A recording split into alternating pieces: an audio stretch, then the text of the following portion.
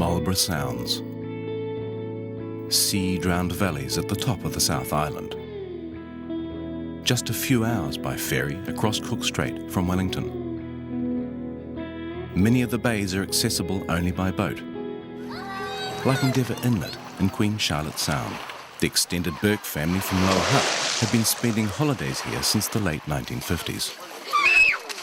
I don't know who did it first, probably someone pushing someone in, but we got into this ritual of jumping off the jetty, and we did it quite young, if I remember rightly, and it was just such fun.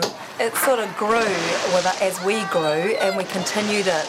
Now, I know that that's really special for my children, that I still go and bravely jump off the jetty because I don't like cold water, and my kids just love it.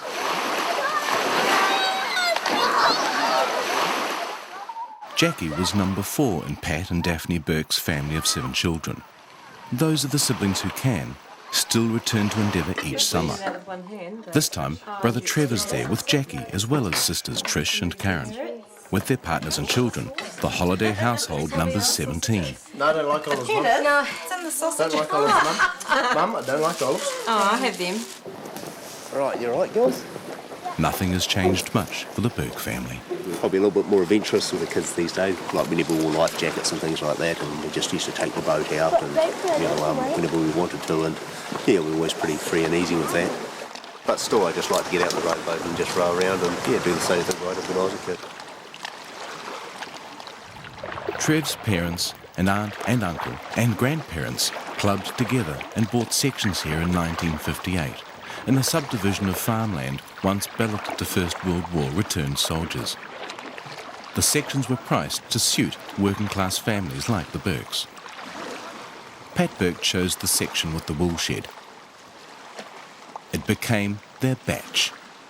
So here we were, a family without any car or fridge or television or any of those things, and yet our parents were able to purchase this quarter-acre section, and it was just fantastic because I suppose it always was the focus in our life, wasn't it? And we might complain about we didn't have a car, we didn't have TV, and Mum and Dad would always say, yes, but we've got the sounds.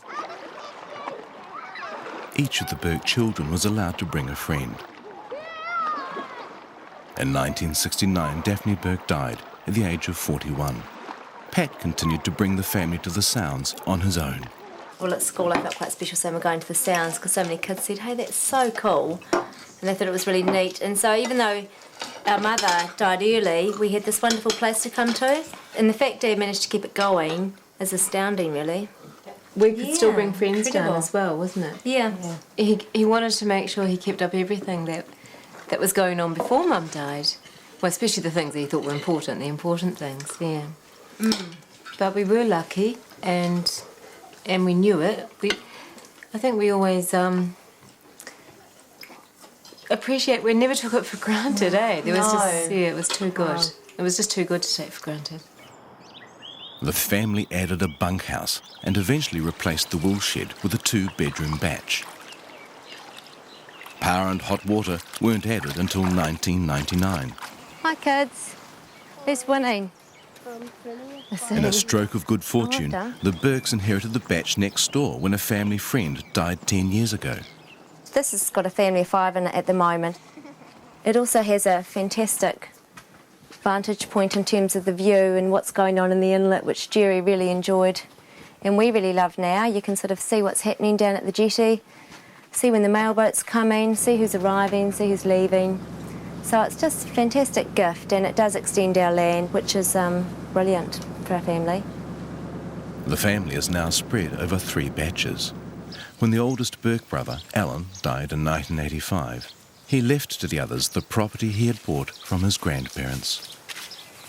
It's very cosy, candle power only, and it's actually used a lot for a time out when we're in that very noisy batch, just a couple of sections along. You come up here and think, oh, let's have a little quiet time, and somebody else is bound to be having a little quiet time as well. One day we'll finish it and fix it up, but we do love it. It's a wonderful place to be with the family. This landscape has really entered into my heart and into my bones. The sea, these hills, and the bush. There are other parts of New Zealand that I think are beautiful. They may be more beautiful, but this is where I'm home. Oh, is it good? Oh, she caught a fish. Can we eat it? I thought it was just for the soup. It's got wings. Good. Look at butterflies. Yeah, we'll lift it a little bit. I'll just try and get us out a little bit. There you go. Flying fish. Oh, yeah. Excuse me. It's a bit unfortunate there's not the fish there are, so the kids don't quite get the same experience that I had with catching a lot of cod and taraki. And just when we do get out with them, it's nice to get a fish, but it's very hard to get a feed for the whole family because with 17 of us, it's we sort of get a bit of a taste of fish, and that's about it. So maybe 2 more litres? Yeah, 2 litres, 1 cabbage, and we've run out of carrots. So what about potatoes then? Another 10 kg? Bread, milk, butter. 12 loaves of white? Yeah.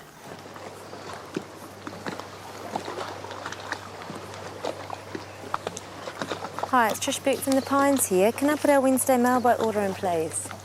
8 litres of blue milk and 4 of green top. 5 dozen eggs.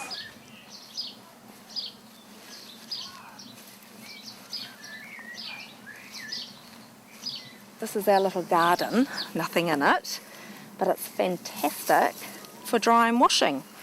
So I've just put everything out on the pig fern.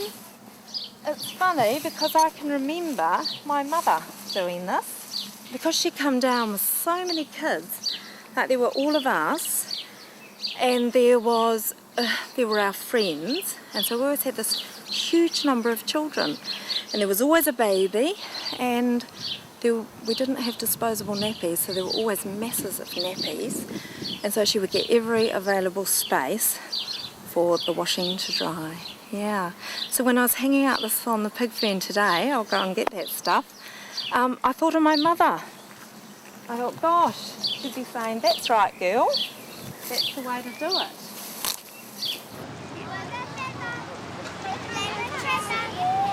On ice and wonders where the clever treasure is. Oh, I don't know what they've got on there. We can take that one.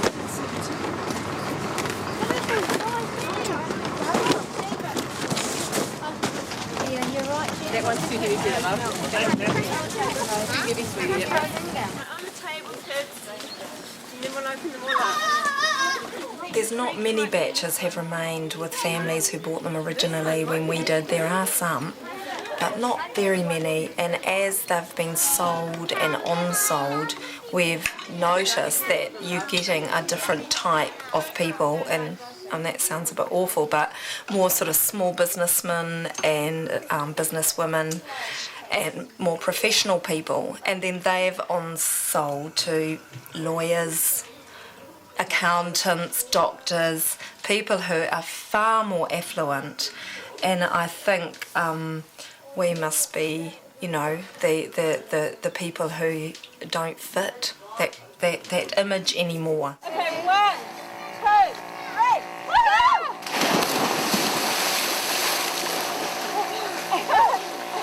Come on, kids. Okay, you guys. 1, 2, 3!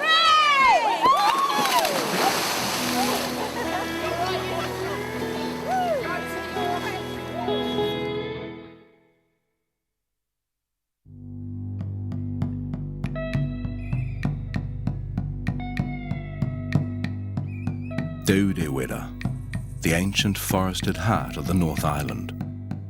Born of the clouds, the people who first came here 6 centuries ago became the children of the mist, Tuhoi. In this mist and rain-drenched landscape, they were able to evade and repel all invaders. Even today, Deudewera's clouded bush resists easy access and understanding. Near Duatahuna, at the heart of the Urewera, Whare Biddle farms sheep and cattle. Oh, no. Alfred, Oh no. Oh no. His Tūhoe people have been here forever. Good girl, Noi. Good girl. Whare's nephew, Timi Tahi, is up from Wellington to go on a family trek into the bush. Come on, mate. Come on, girl. Come on, girl. Come on, Fred. It's country for horses, Good boy. tame and wild. Come on, Fred. Whare grew up with them, breaks them in for mustering and trekking. No. No, I was going to unroll it. I was going to roll it out so it's one width. Aye. You know, so it's easier for tying on the horse or else it'll slip. Makere Biddle from Fielding married Whare in 1959. And then roll it straight up like that. Timmy's mother Brenda, from Gisborne, also married into Tūhoe, but she's lived in Wellington for the last 12 years. Actually, this is for me because I want 2 sleeping bags, so don't you worry. Okay, I'll leave it up to you. She and her children return to the Urewera often to stay in touch with the people and the bush. Wairini, a local student, has joined the family trek. At the start, they follow the road to its end in the Upper Whakatane Valley. The Biddle farm extends deep into the valley. It used to be larger, but the bush is fast reclaiming the cleared land. Whare and Makere also go horse trekking with tourists who want to experience the Urewera under the guidance of those who have always lived close to the land. Get up close to Okay, come in. We're going to cross the river now. This is our first crossing. The trekkers follow the Whakatane River Trail, used by Prophet Te Kōti Rikirangi 130 years ago when he set out on raids into the Bay of Plenty. It's pretty low, the river, for this time of year. Where are you, Timmy? Well, it would have been up higher. What's this little horse going to do? There we on safe ground now. The trail passes Ōhauaterangi, a marae deep in the Whakatane Valley. The Hapu Ngāti Rongo once lived here. It's where Whare grew up, but the last members of his hapu left more than 40 years ago. Whenever he comes this way, he visits the century-old Te Poho o Pōtiki meeting house and his tūpuna, his ancestors. I remember when I first came here, I think I was 6, and we appeared from the next terrace up to here. Then I looked around, all I saw was 3 batches in the meeting house here. And I was a bit lonely for a start, but after a while I was really, I liked the place. And because they taught me how to talk to me about the forest, talk to me about the birds in the forest, the rivers, the streams, the names, and the history of the place also.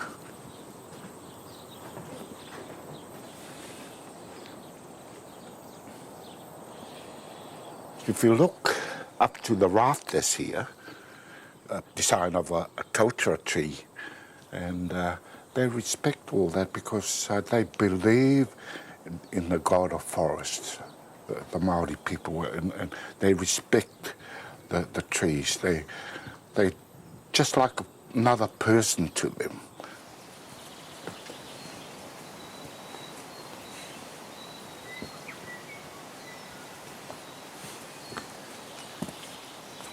Nei rā tāne.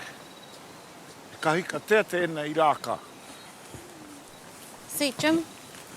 See, you know that there's a kahikatea? Remember the motto for the school at Huiaro? Iti rearea, teitei kahikatea, kataia. You know, that's about the little bellbird, you know, despite its size, how small it is, can reach the heights of a forest giant like the kahikatea. How wene? A koina te rāta. Oh.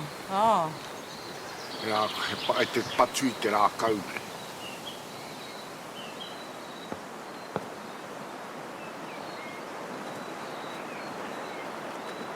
Every time I take a walk through the forest, always reminds me, especially the link of my ancestor to this forest, which is a great thing. I always treasure that. And I always remember, yes, my ancestors been through here, lived here, and that's going back 1,000 years. And that gives me the connection with the forest, the birds, and whatever in that bush there, is part of my life, and I just love that.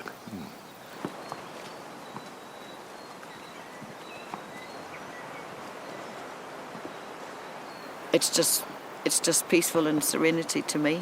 I find that all the greenery around me just helps relax a person. I was asked recently, how do I cope with stress? I said, I don't know what stress is, and I really mean it. And I think it just has a soothing effect, and my family are envious of me for living in an area, especially within the indigenous forest. And I just love nature. And I just love walking, just coming along on my horse and listening to the ripple of the river or hear the birds in the background, and it's just a beautiful, beautiful feeling, and just a lovely feeling. I could stay here all the time. There's some places where you just come to and there's just a special feeling. It's not a particular plant or space or tree, but often it might be a clearing actually, and it's just the way the light might come in, but it's just a very, very special magic feeling. Every time I have a break, I try to get back to Ratahuna, and Jim, when he gets his breaks, he comes back, but we take all of it with us wherever we go, and think about it, dream of it really, wherever we go. But you've got to come back to keep connected to it as well. At Tawhiwhi Camp, 4 hours riding down valley from the farm, the trekkers make an overnight stop.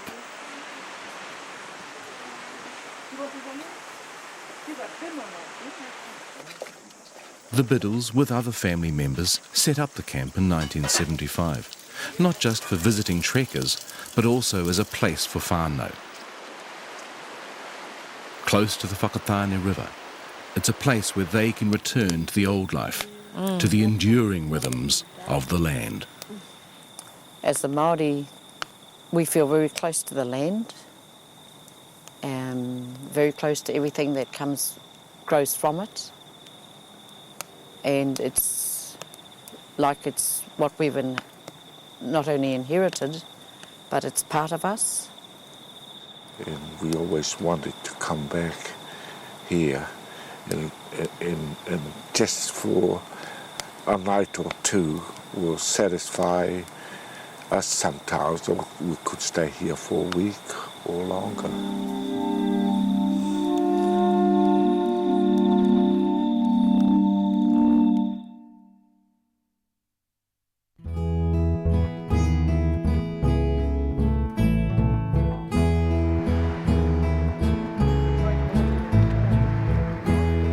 Grey River, Mawhera, on the South Island's west coast, gathers up water and force from the Southern Alps and breaks through coastal hills to make its final rush to the sea. For Zane Smith and Damien Briggs, this river has ruled their lives. Every time it rains, every time this river comes up, bang, people start to panic a little bit, the heavy raining warnings go out, the stock get moved to higher ground, and everyone's looking at the river, looking. People will come out of their works at lunchtime and they'll come stand on this flood wall and watch the brown water charge past with the big logs coming down.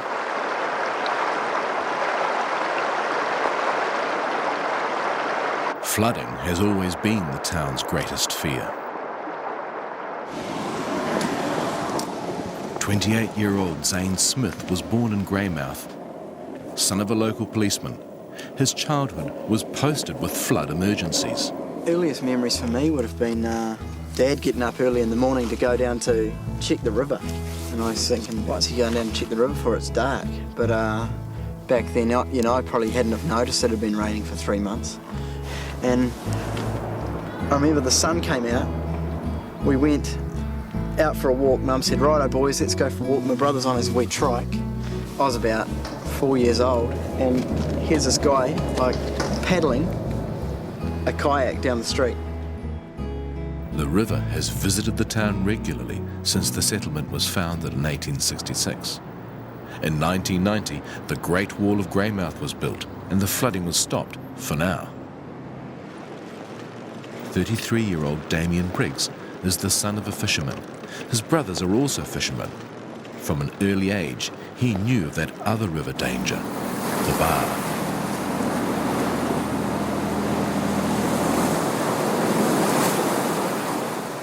The only shelter on this wild west coast lies inside the river entrance. Over the years, 43 vessels have been wrecked and 15 fishermen drowned.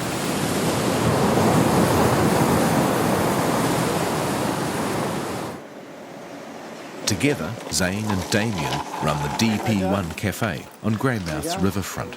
They have no plans to leave. Damien returned 18 months ago from working as a fitter on drilling rigs around the world. If you have any sort of, feeling for where you're from, you always go back to that, I think, And that was the reason we chose to be here and do what we're doing here. I like coffee. I like the smell of coffee. I like the smell of timber. I like the smell of the forest. So I tried to create a place that would do that. So here we have DP1, it stands for District Planning 1. It's a coffee bar, it's an internet cafe, it's a performance cafe. It's a place for the local artists to show their art. This colour scheme is reminiscent of my Nana and Papa's caravan. You can see just down here, like the colour of the canvas, the green and the red and the orange. I tried to create the same thing here with the paint job. We've got our toys in here, there's my guitar there, there's some kayaks, and some old signs from around the countryside. It's West Coast, It's just the way I feel. It's what I want to portray to people. But for Zane and Damien, at the heart of it all is the river.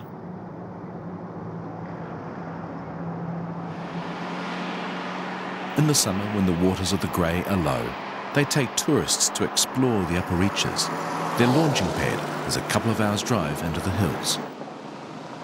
It's our backyard. We grew up next to it, and it's a buzz for me to come up here.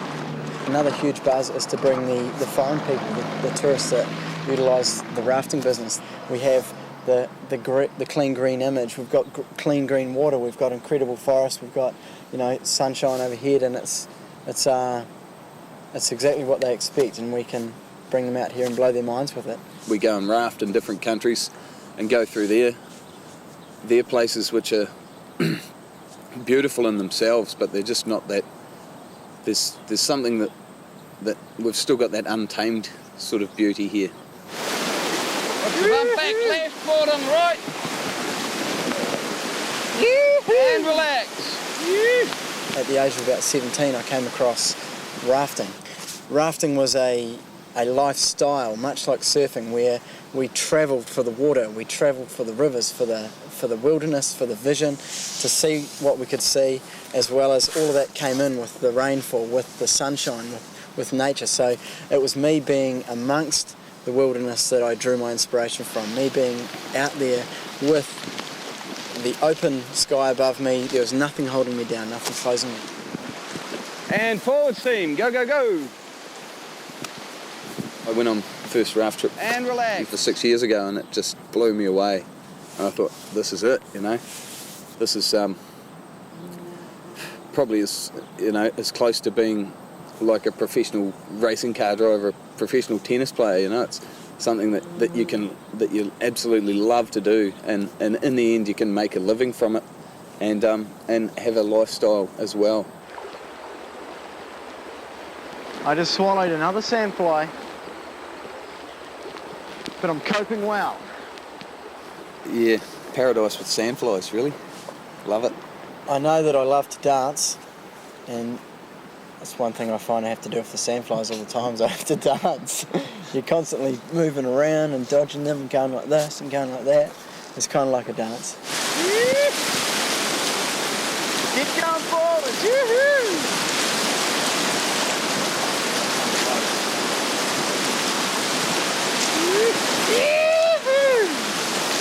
And relax. See the different currents it's making?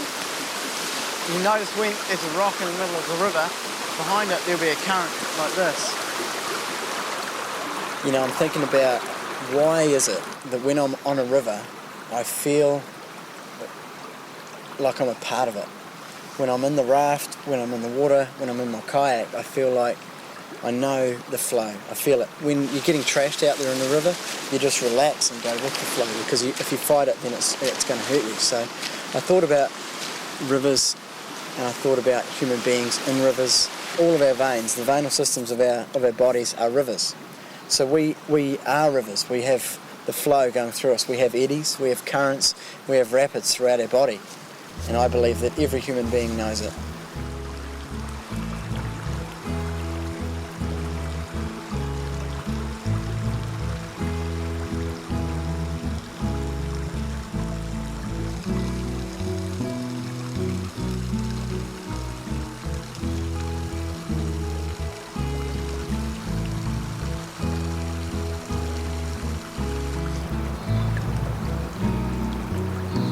How many greens can you see?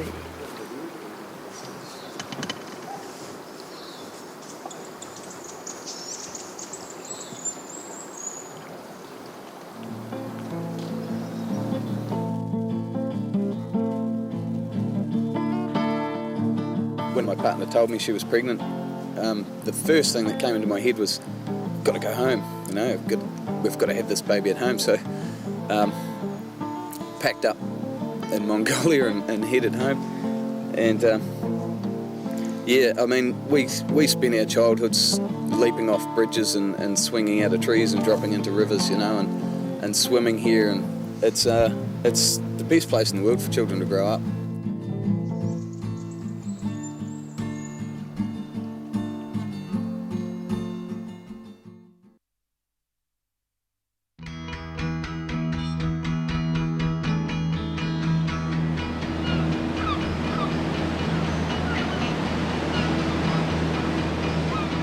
These cliffs are the roots of a mountain, grown from the heart of a volcano, Taranaki.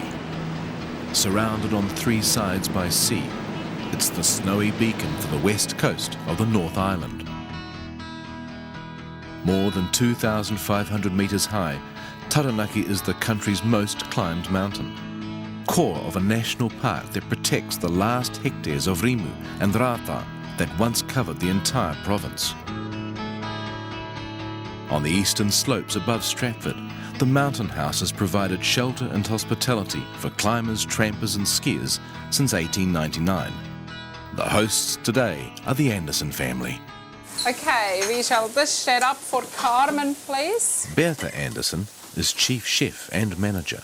Swiss-born, she arrived in New Zealand nearly 30 years ago. We have a Manawatu wheel in here. And we've got a Reese Casimir coming up. Some orange raffia here. Okay, what else have we got? We're on target. Hooray! It's a family business.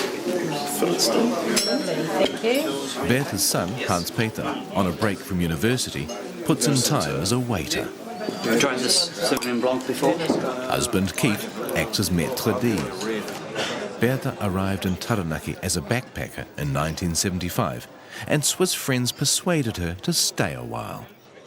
So we put an ad into the paper and it said, Swiss girl looking for job, speaks little English. And I got a reply. And it was this gentleman here. And he said, yes, I'm up at Dawson Falls. And so I went up for my interview. And obviously he liked what he saw and he employed me.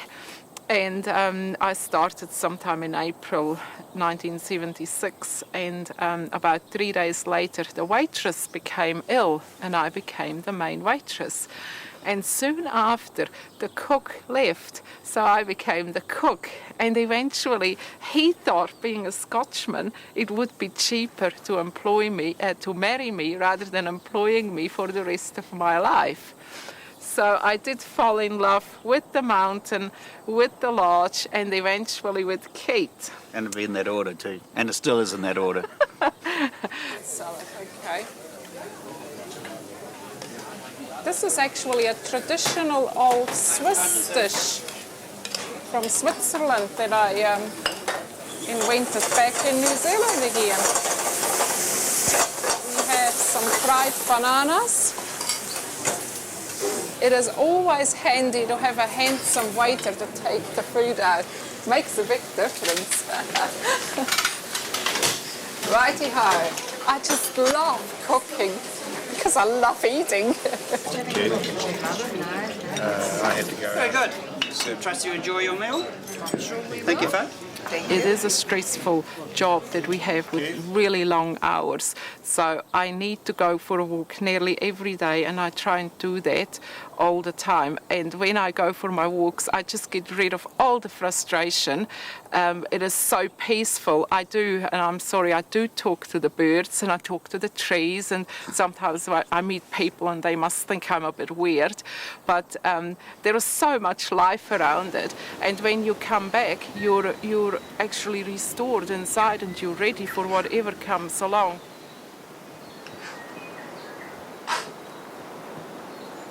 This mountain has such a beauty around it. When I first came to New Zealand, I didn't like it. It was untidy. Comparing it to Switzerland, every little scrap is so well looked after. We have to, because our country is so small. And first I thought people would just leave logs laying down to rot and not do anything about it. We just wouldn't do that. And eventually I actually saw the beauty. When you see a log that has fallen down, you see all the new life that comes out of it. And if you take your time and you look at these areas in minute detail, they are so beautifully arranged.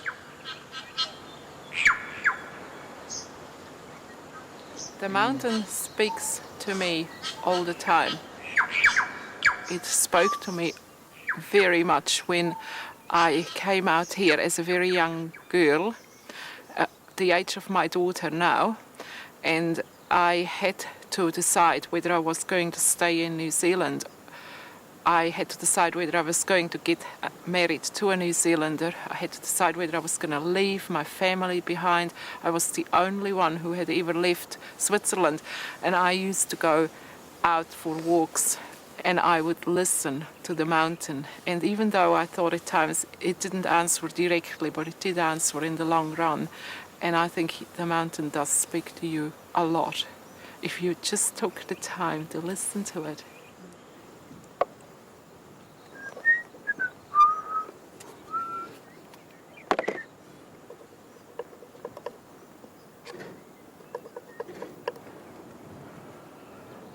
I also feel it when I'm painting. Having tramped over a lot of the mountain, I kind of put myself into that little spot that I'm painting, and I can visualise the rock and visualise the feeling of that area. And so the mountain speaks to me in that way. When we get a free Sunday afternoon, which is not too often, but never mind, we make the most of it. And the thing is, we head up to Manganui Lodge, which is up on the east side of Mount Taranaki, and sometimes we take some friends with us, and sometimes we just go up as a family, and we just spoil ourselves. We work hard 7 days a week and that sort of thing, and when we get this chance, we just make the most of it. Put that in first. Make sure it doesn't break. These are the Swiss Spätzlis. Now, whenever we go anywhere, we have, with Hans Peter, we have to take them with us because that's his favourite food. And it is tradition to take some Swiss chocolate. So keep that away from Daniela, please. Just in case you're wondering about where is the Swiss snaps, it's already up there. That That's right. He's got a little locker there, and it's got his slippers in there and the Swiss schnapps.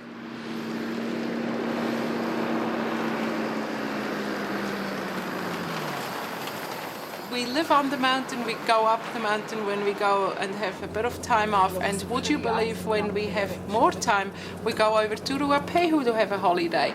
We enjoy the mountain.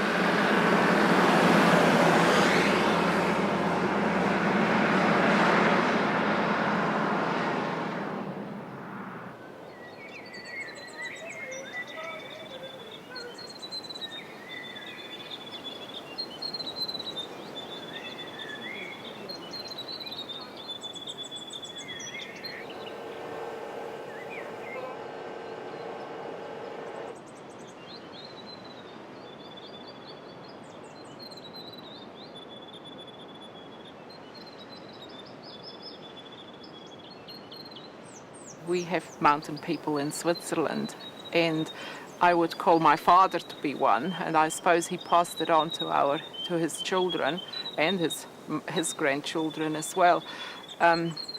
They appreciate good, simple things, and mountain people means home, and I think this is what Taranaki means to me too. It's quite a simple word. It's home. That should be nice. While you drink the wine, I can put the steak. Yeah, well, by the time you put the steak, there'll be no wine there. I know. We have a little steak for Daniela, since she's a little eater. And then one big one for Hans Peter, because he's still growing. And 2 medium size for Mum and Dad. That's a big one, actually, that Dad can have there. There we are.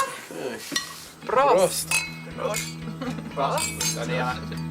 Was sounds better.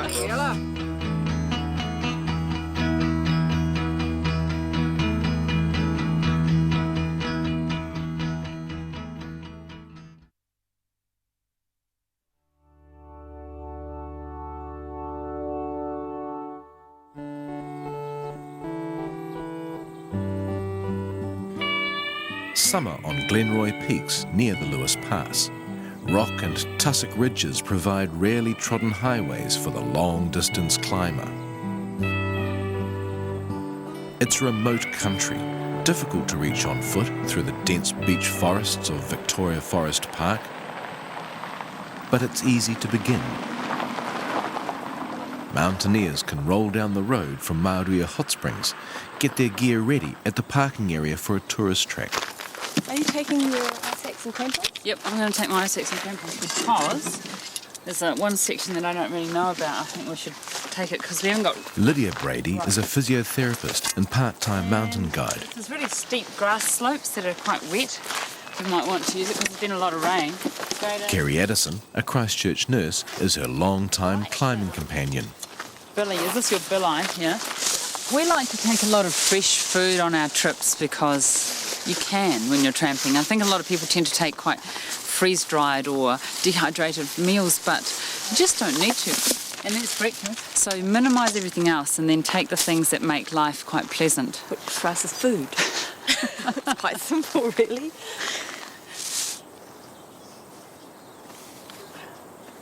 I think I'm going to have to take a serious jacket and not my pink paisley. You have to take the pink paisley. Since I was about 14 or something. Okay. I've never been here. 15. Lydia and Kerry have made long-distance treks into the mountains before. They ease into this one along the gentle hour-long track to Lake Daniels. This particular track sort of acts as a gateway to our trip. You know, it's a nice, short, easy little walk to somewhere lovely like this, and then it sort of feels like the trip proper starts. And we've done all the packing and we've left civilization, and now from here we get into places where there aren't tracks and where hopefully we won't see many people and it's more wild. And you know, we designed this whole trip around lakes because we wanted to go along ridgetops, but the ridgetops had to have lakes on it. That was the rule, and that's what the Lewis Pass is so good about. So it's so fantastic to start off at a lake. Yeah. Now we just have the exploring part and the hard work. Yeah. It's a tough climb through dense bush to reach the 1,000-metre high ridge tops. Bush gives way to scrub, then tussock, and map and compass are essential. This is tramping country for Lydia and Kerry, who can count a dozen climbs of Mount Cook and Mount Aspiring between them. The well-worn track they are following has been marked by deer, not trampers. Few can claim these ridges like Lydia and Kerry. Walking along a ridge is much more logical than walking in a valley for us. First you do all the hard work getting out of the bush, and then basically it's just up and down and up and down. And you're going somewhere. It's a path that leads you. It's a way.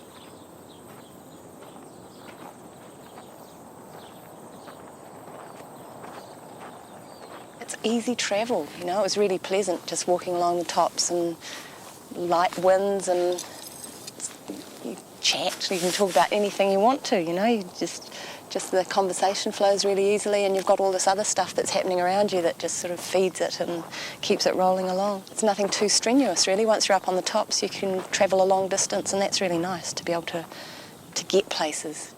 Wow, fantastic. Do you know what the name of those plants are, those flowers? I don't know. Gentian things. They look like mini tulips.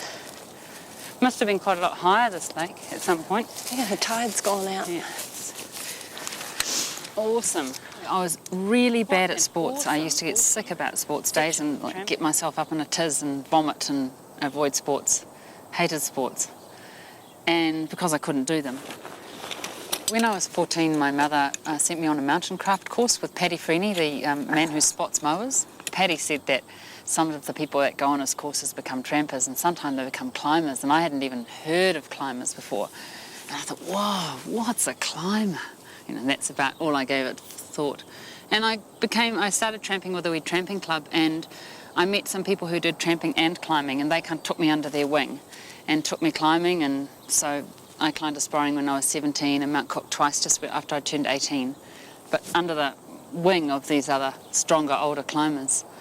And then went overseas when I was 19, just climbing, yeah. Well, I started with my family.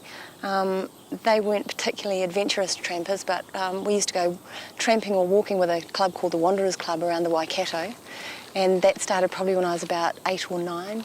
And then my brother and myself, I'm not sure how it happened, but we became involved with a club called the Junior Naturalist Club in Hamilton, which was a natural history and botany and geology club that met on Friday nights. So while my teenage friends were downtown on Friday nights meeting outside the shops and hanging out, I was at the local high school here listening to lectures about botany and geology. What would you like to eat? Do you want some grapefruit? To have a really good partner in the hills. It's a lot of trust involved. Jaffas? Yes, please. Kerry's very calm. In lots of ways, I don't remain as calm as Kerry does, so we're quite good foils to each other. So Kerry's calm, I'm slightly more excitable. Yeah, and inspirational. I mean, I choose to go places with Lydia because she gets me going and she excites me about things. I mean, we sort of do it to each other, but because she gets excited about things, it makes me want to do more and harder and longer and other, you know, different things that maybe I wouldn't have thought of doing. I just love these rolling, curving hills and the raw shapes. Sidling around the side. They evoke quite a lot of emotions, you know. Experiences in the mountains are really intense, so you come here and it's intensely beautiful, intensely peaceful. But if it's a really hard trip in the mountains, sometimes it can be really intensely scary or intensely dangerous. There's not one thing that is just blah. It's all quite a powerful experience.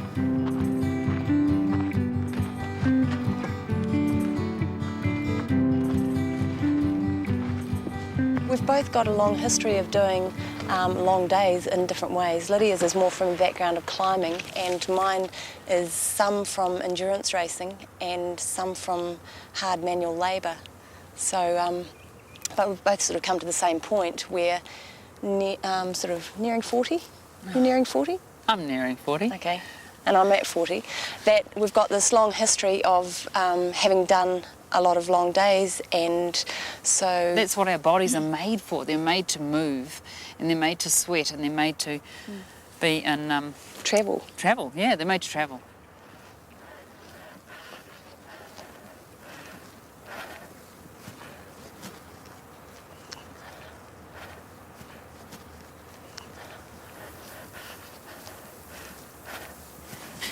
Oh, this is just so cool. But the bizarre thing on the map is that there's only one tarn marked. Yeah. Okay. We've come a long way, Lydia. Far ridge. I think we probably went from, like, see that pointy mountain behind, to the left of Freiburg, yeah?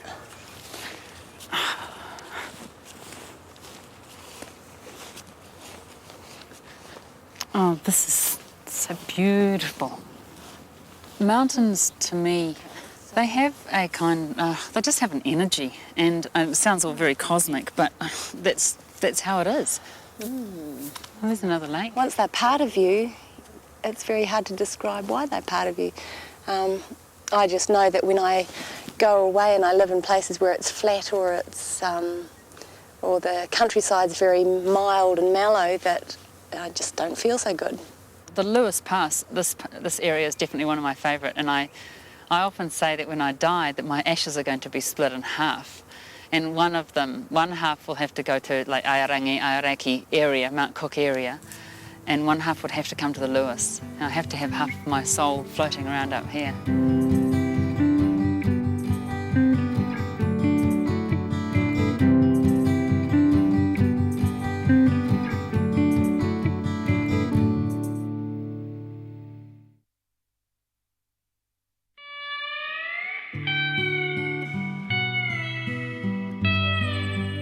North Island hill country, east of the Whanganui, west of Ruapehu. Once under heavy bush, it was cleared for farming 100 years ago. Near the district town of Raitihi, the Chambers family farms a mix of sheep and Charolais cattle. Bully Chambers and his sons run stock over 800 hectares in blocks Bully has pieced together over a lifetime, in a place he has never left. Yes, born in the town, never been away anywhere at all.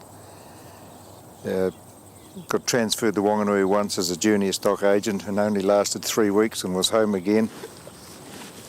All this country out here to our left, all you can see is virtually ours.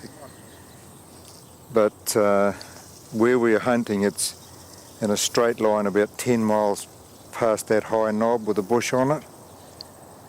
But it's even steeper than this. That's where the deer are, so that's where we've got to go. The Chambers family are off on an Easter hunt in the block of bush they own in the Pukekaha Hills. They've built a lodge for family and friends in a country populated mostly by pigs, goats and deer. Bully's eldest son, Paddy, works on the farm and, like his father, has been hunting since he was a boy. You want plenty of bacon for breakfast, always got to have that bacon. A few sausages, a few eggs, and leftover spuds from last night. Normal breakfast, big breakfast after being out for a couple of hours. Paddy's invited Stu Ngātai, once the local cop, now an Auckland baker, and Graham Berry and Jane Davies, who own a ski lodge in Ohakune. I've been here for 16 years now, and it's a good opportunity to get out and enjoy what's around.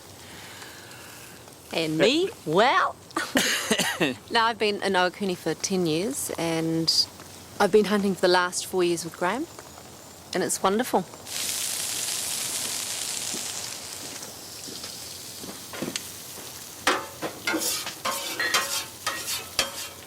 This is its third year that we've had it down here, and we bought the two sides from an auction in Rarahi, the old motor camp, and then we built this floor in between and put a knock-up roof in the middle, and then we've been donated bits and pieces of furniture and the pot belly that came from Doc, and that was with a contra deal because they can use it to when they're in the bush doing their work with their fighting the vermin and whatever they do, hugging trees. And the hearth that come out of Mum and Dad's place when they did some renovations there. We've still got a bit of work to do in the plumbing department, but it's getting better. Once we get a veranda out the front there and keep the spit under cover. The spit's a masterpiece here made by a good friend of ours, courtesy of Dominion Breweries as well. But it's pretty cosy at the moment. Bully bought the Pukekaha block 30-odd years ago. Loggers had stripped out its best rimu, tōtara and matai. But Bully and Paddy have been happy to let the bush come back. And the deer, maybe 100 of them. We haven't done anything in here to develop it, really just left it to carry on like all the old logging tracks. You can see around, we'll just leave those like the track maintenance, just keep them sort of tidy. So if we do get a big one, we can get a four-wheeler to it as close as possible. You don't have to carry it too far. Look at the red fungus. There's a few older trees starting to come through here and there, and we'll just let them grow. We want to keep it like that if we can. It's only, 40 or 50 acres in here, and but that's enough just to play in. We won't try and kill all the deer in here, we'll just try and manage them basically, like just keep the shoot an odd stag and just the odd one every now and again. This is our original hut. We put it here about 10 years ago. We thought it was quite famous, but it's a bit out of date now, of course. It was a bale of hay basically, wasn't it? Yeah, we put it... bales of hay and just made a nest. Yeah, we had a bit of a nest in there in the hay, but we used to get about 4 in the hut and 2 or 3 in the tent. There's the old fire. This is our original oven, frying pan, water heater, the whole shooting box. We used to light a bit of a fire under it, and everything went on there, and it was good fun. A few beers, and who the hell would know the difference? When I first started hunting, he did all the horrible things, like made me walk up mountains and through scrubby bush, and the worst crappy kind of hunting possible, which I think was him trying to put me off, but it hasn't worked.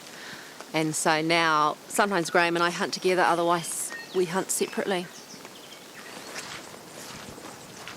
When it's wet like this, it's quite quiet, like the ground, the grass gets wet, so it's quiet to walk on the ground.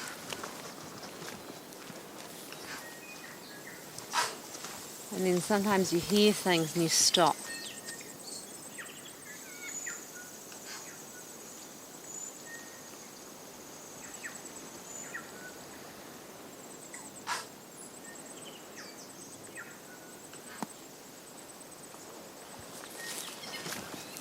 You hear crackles in the bush, little sounds that are just a little bit more unusual.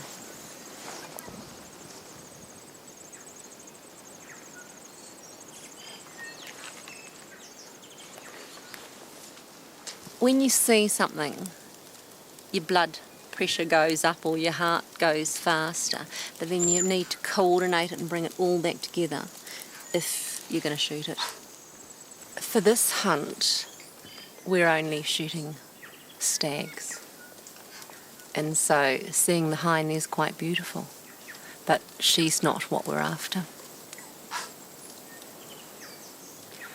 So she's a lucky hind.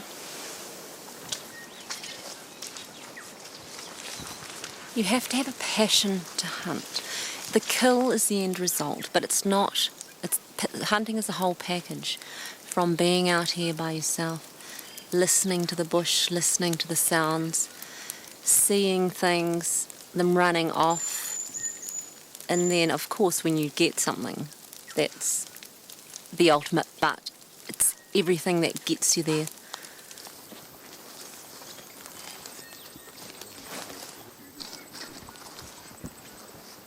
There's a good little gully there. We're going to get to the edge of it and then just take things quiet and maybe have a little roar. You never know. We might just drag one out. once it dries out a bit, they'll normally come out and try and sun themselves off, warm themselves up and dry off and have a feed. If you can lure one of them out, you know, you're either very good or very lucky.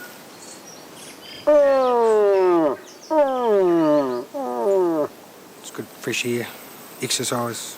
If we do get a good one, it's nice to get one of them. To enter something in the hunt is even better, just to prove that we could get something instead of wandering around in the rain. All you can hear is the birds, and it's mighty. And if you get a good stag, it's even better.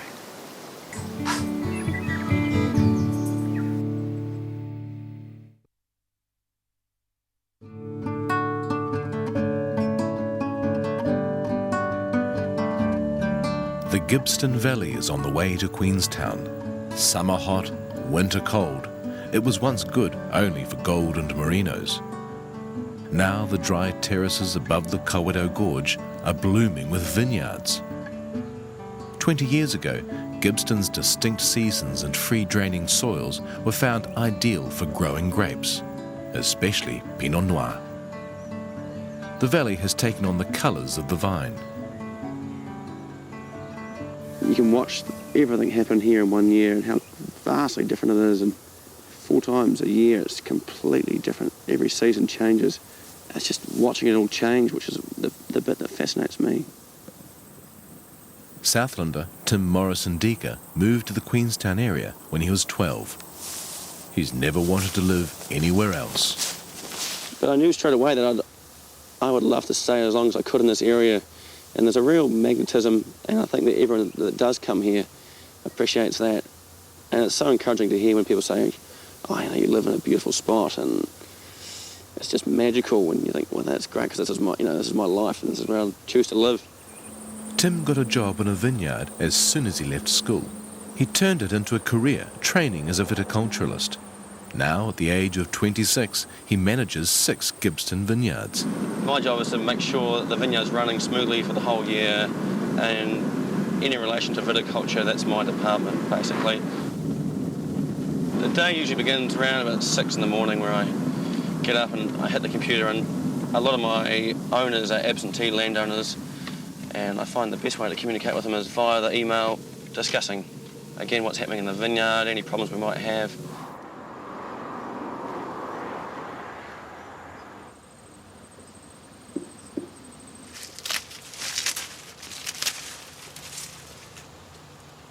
I mean, the bunches themselves look pretty good, though.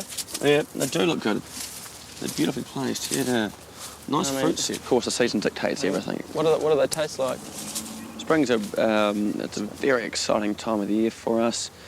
All the smells coming alive in the hills, and everything warming up, and after what can be a reasonably long, dormant winter without colour, it's beautiful to see a light green wash right across the vineyard.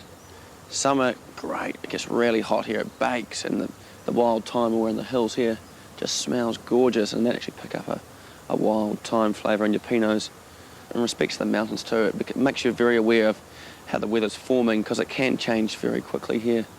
There's been days when I used to work here, pruning out here, and it'll start to snow, and you'd feel it on the back of your shirt, and you'd turn around, and it'll be just a complete whiteout, and by the time you get back to the winery, you've almost lost all the vision because there's so much snow. And that's an exciting time of year too. You can get a real salty smell coming down off the hills.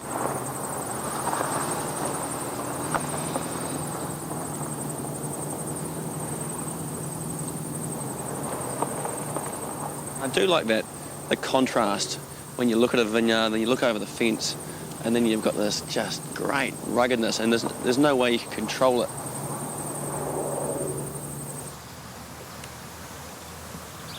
Historically, it's always involved a fairly harsh environment, and you've got to be a bit of a battler, I think.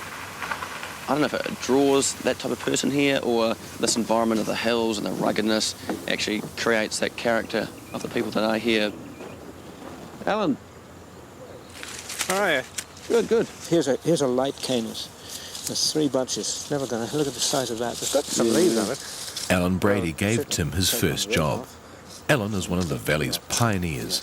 He was working as a television journalist in Dunedin when he planted his first vines in 1981.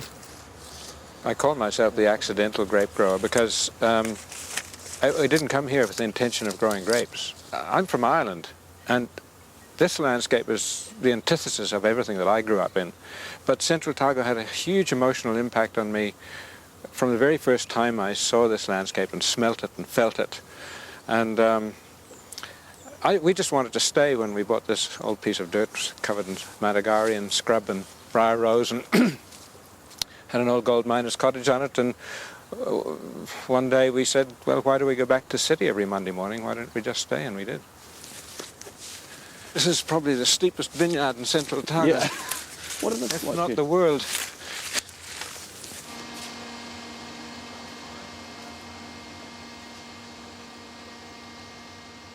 How's the actual Banish Pinot looking? Looks great, yeah. It's balanced out really nicely. It's got some nice acids and some really nice fruit. A little bit of that Gibston herbal character. Yeah, yeah. But pretty good, really. Oh, excellent. Yeah, excellent. I find it so comforting being here in the mountains. It's a real warmth. And more of a pinpoint too. You know where you are in the mountains, whereas I find on flatland, I can get lost very easy, and especially if I'm out of my environment of the vineyard, I find that I can't sense things as well. That's why I have sometimes troubles in built-up cities where you haven't got those indicators of your trees and your crops to work out what's actually happening within the season. I have a twin brother, and we're brought up identically. He's the big city boy, wears a lot of black, drinks a lot of coffee, and we always have a bit of a jest that I'm the country kid and he's the city boy. And I've had him work out here in the vineyards with me a couple of times, and I think he does it more out of to humour me than he needs money. But there was a great day when we were standing out here, and he went, "Look, right, that's it. I've had enough. I haven't had a coffee in 3 days." And I was like, "Okay, you just go." He lives in Wellington, and I always go up there and have a great time with him. But I'm always very happy to get back to where I feel grounded.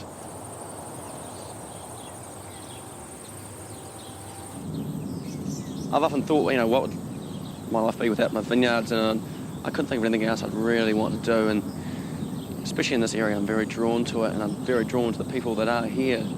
I've been to other wine regions around the world, and they've got the similarities, but there's also the differences. And I've thought about it, and this is the wine region that I'd love to grow old in.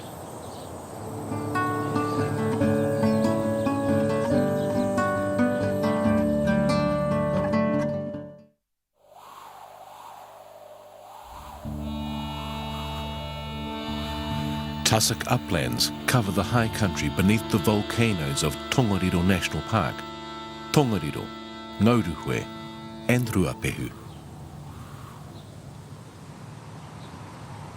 At the foot of Ruapehu, Duck Crossing has been architecturally designed and carefully appointed. For 14 years, it's been Elaine Roberts' home away from home, her civilised space at the edge of a wilderness. I'm an interior designer, and I worked in Wellington and I'm now in Auckland, and I've been in the industry for 30 years, so it oozes out of me, hence the way I've built and decorated and designed my holiday house. It's just full of convenience and comfort and nice things. It's where I relax, it's where I want to share my life with other people. It's a contrast to my city existence, but I don't want to rough it. I built it because I spend most of my time working and very little time recreating in the city. I use the city to make my living, but I come to the country to enjoy my life. Elaine makes the 4-hour drive from Auckland to Ruapehu every weekend.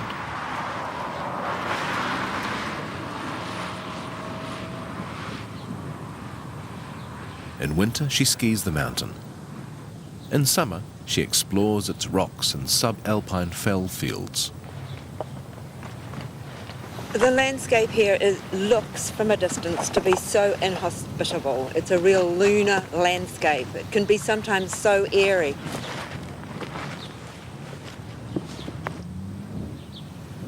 You sort of feel isolated, but you're part of it. It's sort of friendly to me. It's tranquil, even though it's been carved out of volcanic activity, which is harsh and threatening.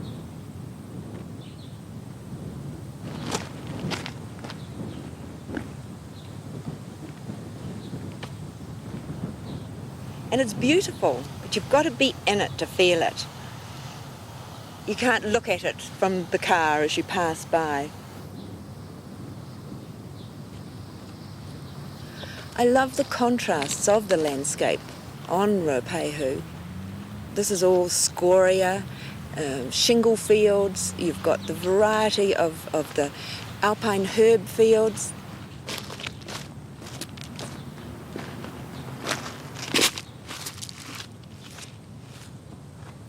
They're so beautiful.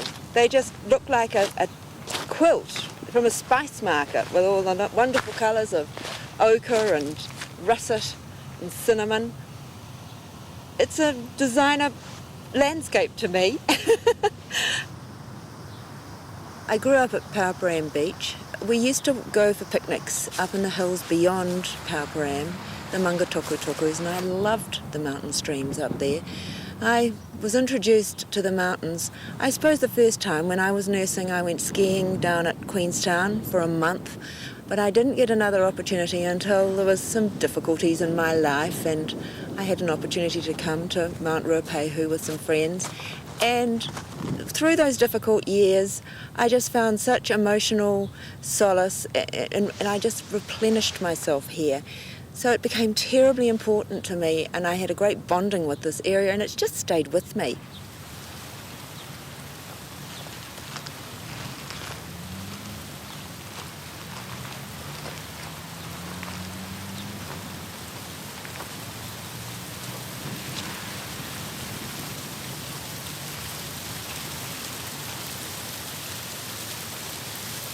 I come to the mountain here and I never ever think of work.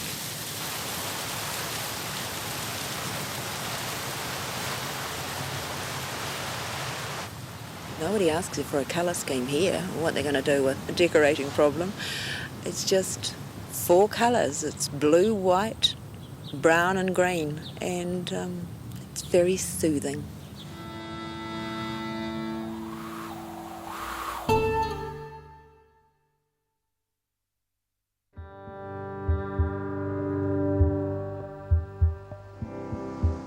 Between bluff and fjordland, rugged headlands and reefs jut into the cold waters of Fovo Strait.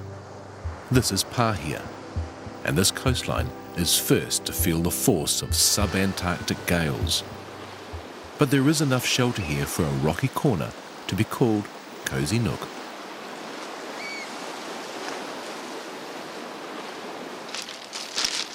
Now where's all the argillite? Painter Nigel Brown and his partner, screen printer Sue McLaughlin, lived in Auckland for more than 30 years before they came south, about as far as you can go. Usually there's quite a lot of argillite. In 1998, they bought 16 acres of an old Cosy Nook dairy farm on the coast, 66 kilometres west of Invercargill.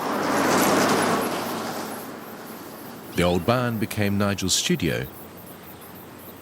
They painted the farmhouse pink, and Nigel began to paint it all. Which was blue when we first came here, wasn't it? Yeah. It was a sort of it was very sombre. So I'm pleased that we've painted it pink. It's much more welcoming. The other thing that we want to do is actually take away those dark green windows. So I actually feel like the windows and that, just if they were white, and there's even that strip that I'd like to perhaps pick out, and those lovely poured steps there, if they were sort of yellow or light orange, the right shading, it would just sort of help all sing. It was by chance that we discovered it. We were travelling around the South Island.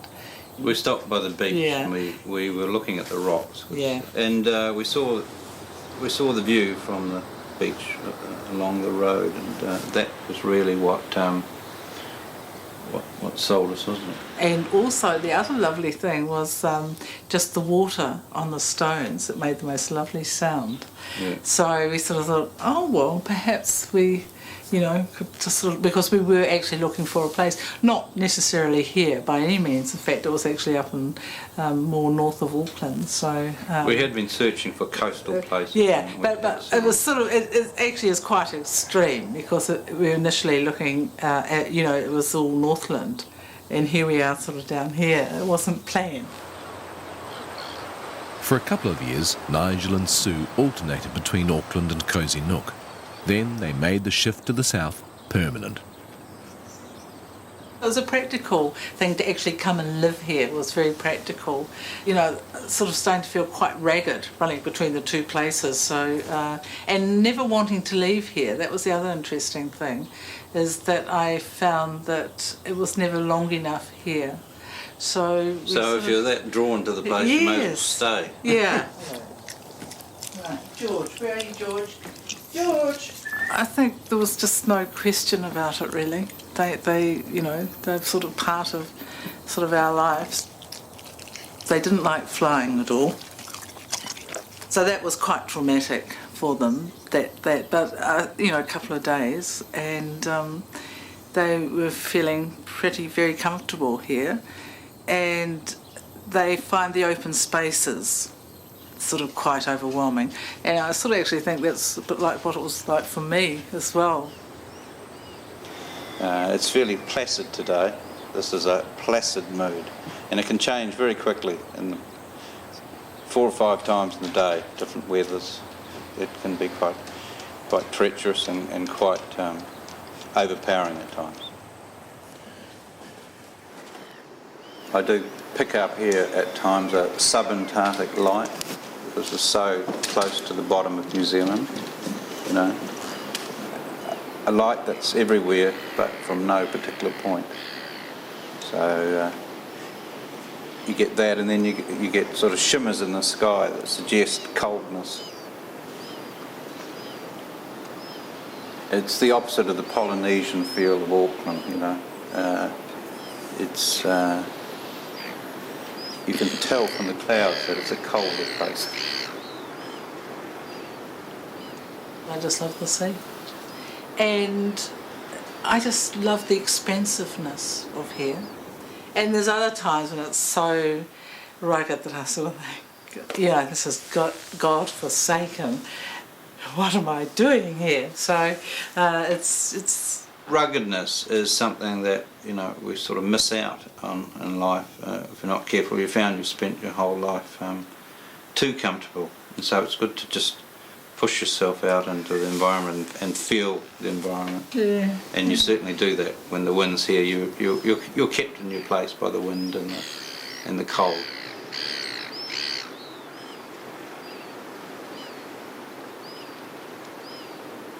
I got a phone call from a neighbour down the road, and he said there was a whole lot of mutton birds out at sea, and to rush down and have a look. So this is them, and they're swirling around chasing a school of fish of some sort. So you're sitting up here, and you're trying to paint at different times. You're new to the place, and there's lots of distractions like this. It could be ducks on the water, mutton birds at sea, or starlings or gulls or whatever. When I first met Sue, she was associated with the sea, and she was doing fishing, so I've always had this thing of, you know, wouldn't it be good for Sue to be back by the sea? And it's actually been quite lovely for our relationship, and it's much it is like a new beginnings, and it's an adventure. So adventure. That's one of them. So it is quite fresh and lovely, I think, for us.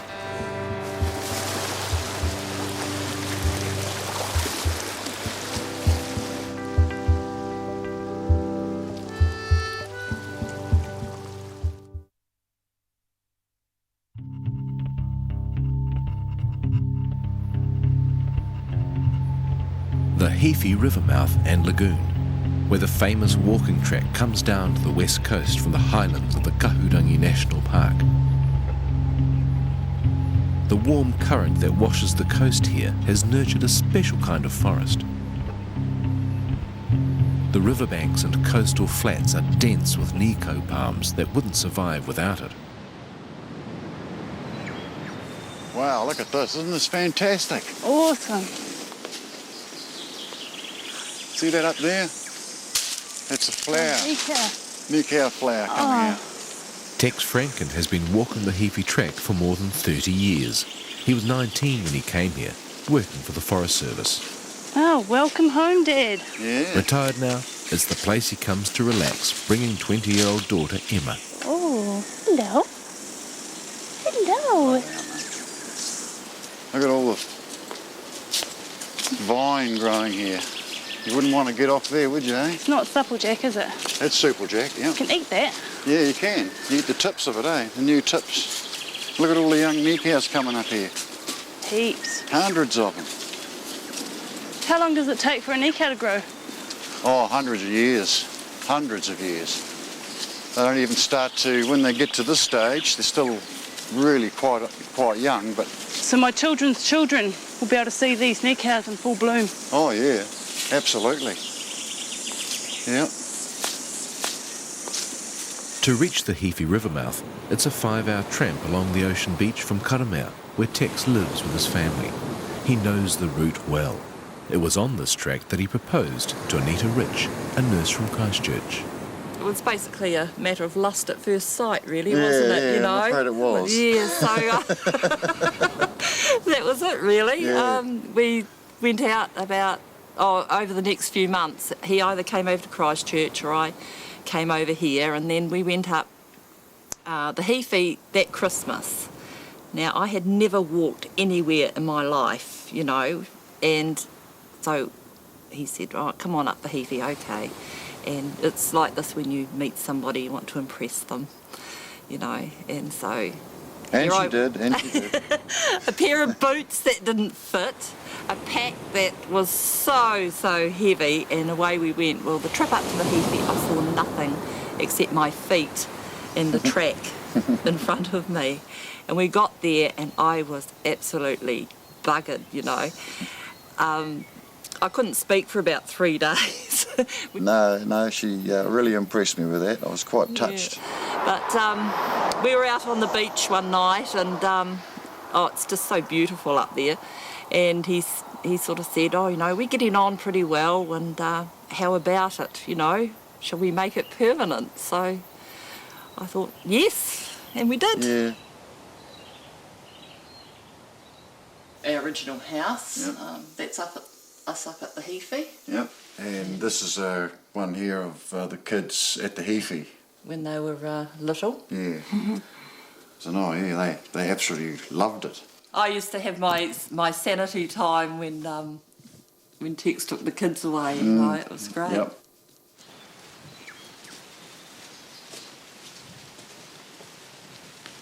How are your feet, Emma? Oh, good, eh? Yeah? Yep. Tough, eh? Yeah, Too well, tough for that's me. what you get when you come from the country. Yeah, look at all the flowers and berries up here. Well, I was pretty young when I first came up here, and I remember getting a few piggyback rides, that's for sure, and just running along, my brothers, and Moaning, of course. Well, only young, of course, only a child, but no, she did really well for the first trip in. Yeah. Yeah. It seemed like forever to get here, though. But once I was here, no stopping me. No.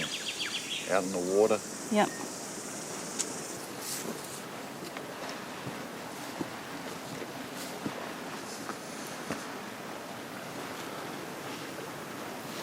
Beautiful, isn't it? Yeah.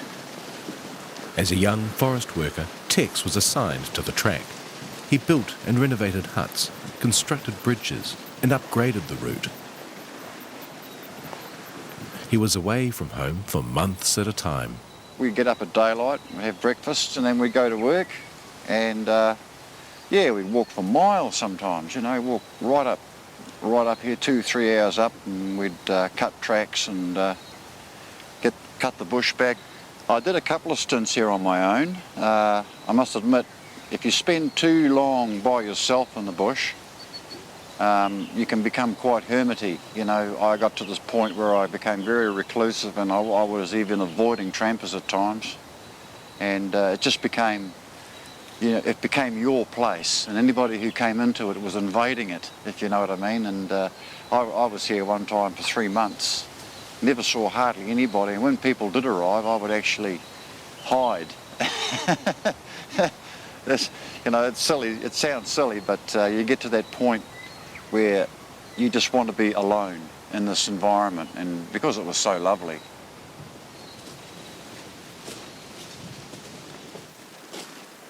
Wow, look at this log.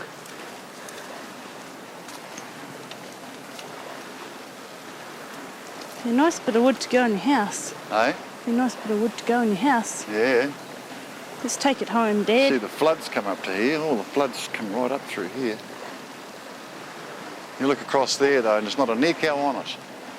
Oh, there's the odd one low down, but otherwise it's all getting back into protocarp forest and beech forests. Yeah, no, very nice. People come here and say, oh, you would like to see the ancient side of humanity. And that's probably true to a certain extent. You know, we don't have the ancient buildings and stuff, but we do have the sense of history in the backcountry where the huge trees, you know, you get 600-year-old trees growing, and as far as the history goes, it's still there. One of those in the front lawn.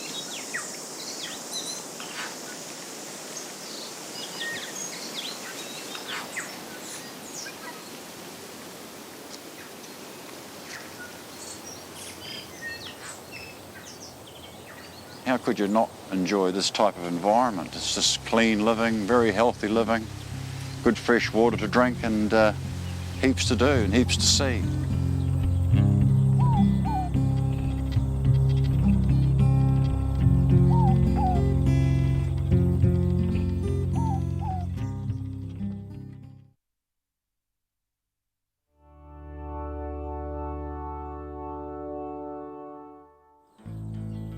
Lake Tarawera is second largest of the dozen lakes around Rotorua. Lakes where the waters run both hot and cold, from thermal springs, bubbling mud and spouting geysers. Volcanic activity is not far below the surface. In 1886, eruption came without warning when the mountain Tarawera suddenly exploded, killing more than 150 people and covering 16,000 square kilometres with ash.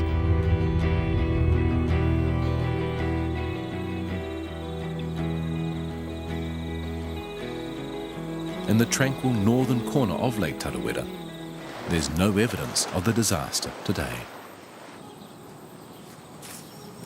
The Winstone family have been coming to their lakeside cottage for more than half a century.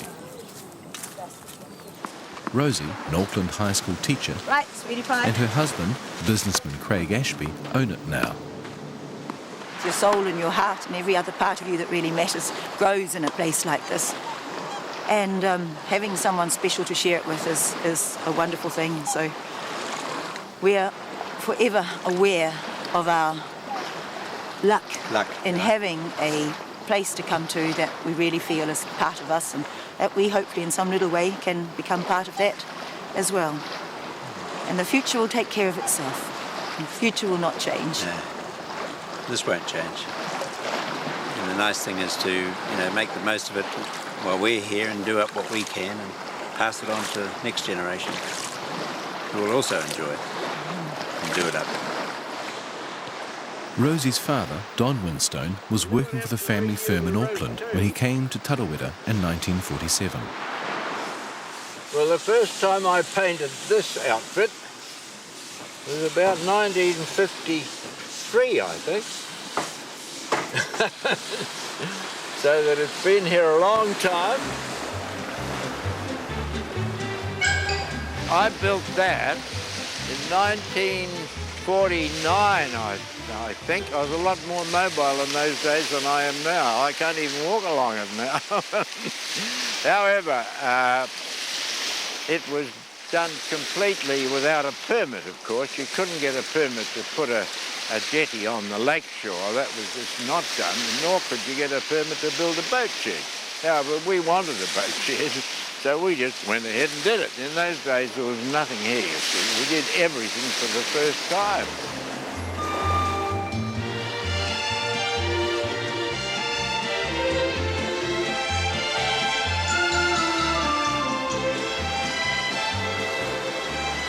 I'd been used to having holidays by the seaside.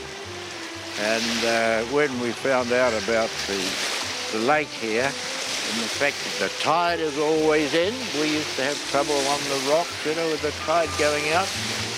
Couldn't launch our boats easily. But here, with the tide in all the time, it appealed to us a lot.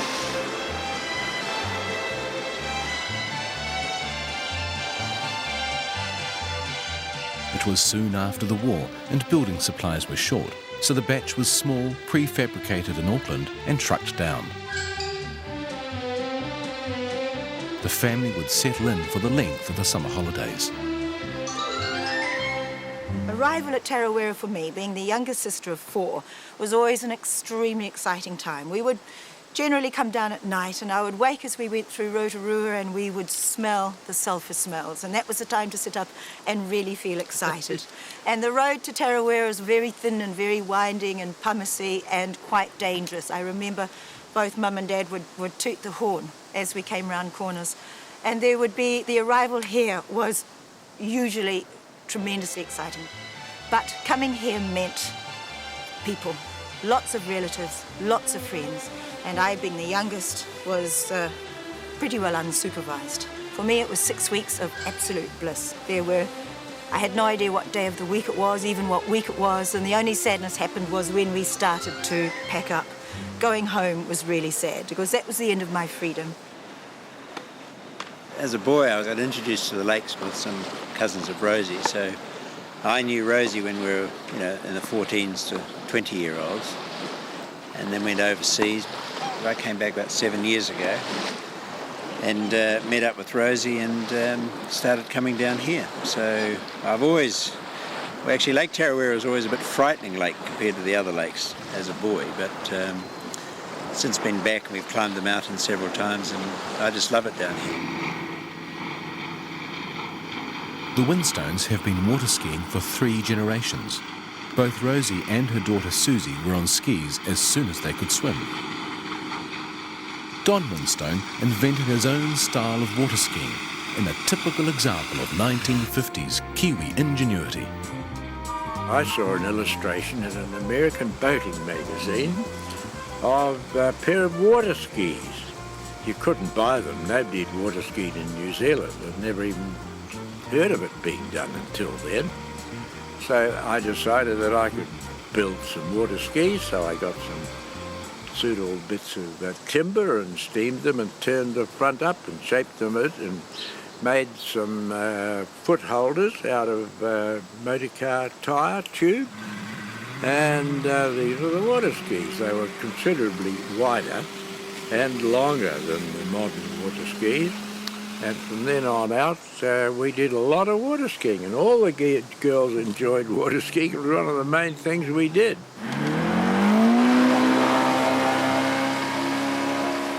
But the most exciting occasion was when we decided, or Dad decided, it would be rather fun to test to see the power of the boat. Top speed was 33, but we knew it had quite a lot of grunt, slow speed. So he went around the bay and collected all the skiers he could find. So I was the youngest, and he collected 8 people with 8 sets of skis and 8 ropes, and he set about getting all 8 of us up behind the boat at one time. And I remember it took about 4 or 5 goes. There was always somebody who got tangled up, and he'd have to come round, and the rest of us would have to sit in the water or swim together and get in a line and have to resort all the ropes. But eventually he got all 8 of us up, and I remember the boat was doing exactly 16 knots.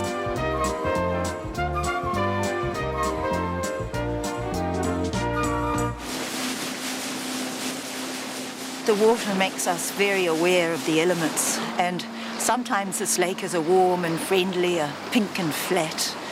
Other times it's whipped up in white caps and it's cold and it's brilliant blue. And other times it can be an easterly howling in that's grey and quite frightening. And every time in the day is different. The morning is glorious, with its different colours, and the night times are quite different again. I think it is a place where small things don't really count, and it helps us be wiser, more mature, and maybe that is the greatest benefit of the place of all.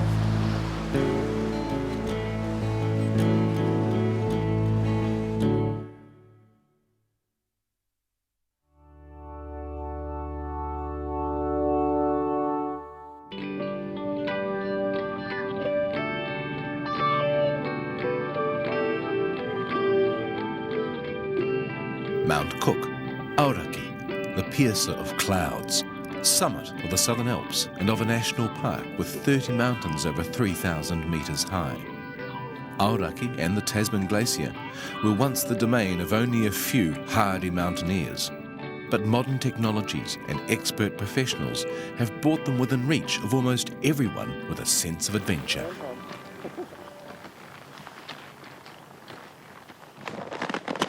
Each year, dozens of amateur climbers and skiers join guides like Charlie Hobbs, who's made a profession of his youthful passion for the mountains. I used to run Alpine Club courses and Mountain Safety Council courses on weekends, and I was forever, doing voluntary work because it's pretty important, and I still do. But then I sort of realised, I thought, look, I'm going to make a career out of this because I really love it. So one day, just out of the blue, I decided, that's it. I'm going to be a mountain guide. So I just went off and did all the exams and did what was needed, and that was it. I get a real thrill out of seeing people having fun in the mountains. They're there for people to have fun and to have lots of fantastic experiences.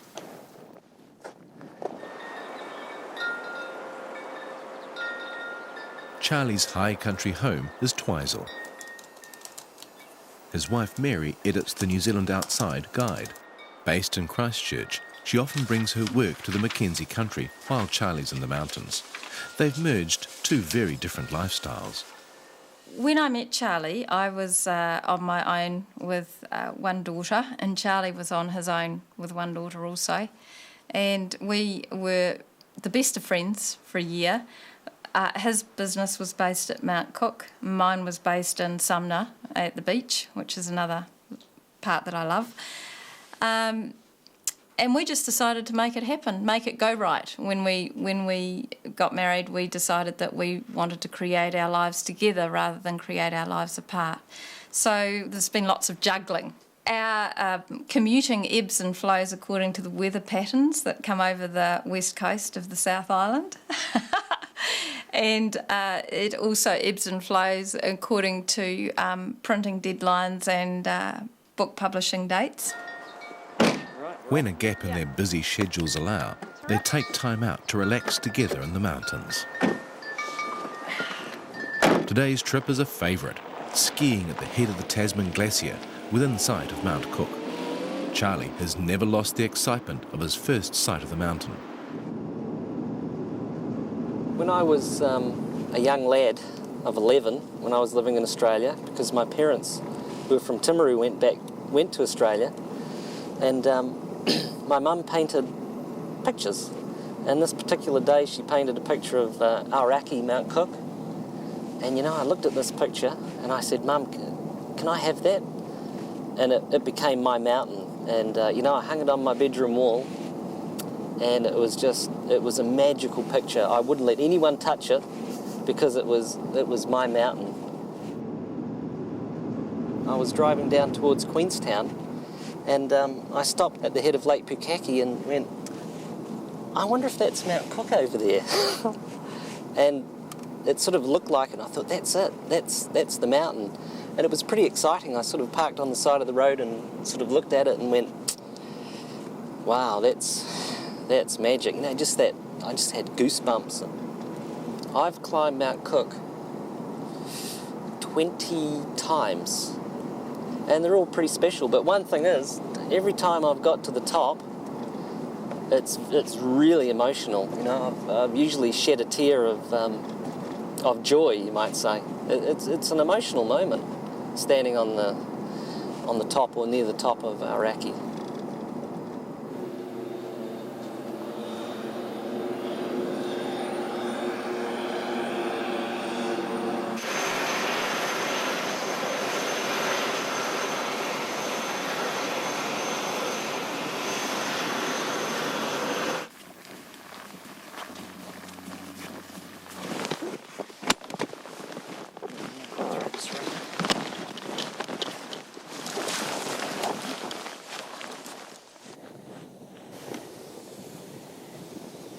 My skis just want to go.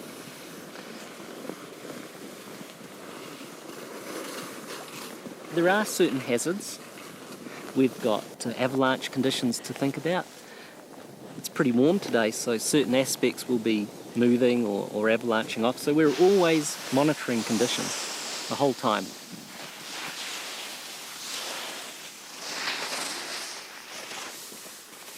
Check this out. Come and have a look.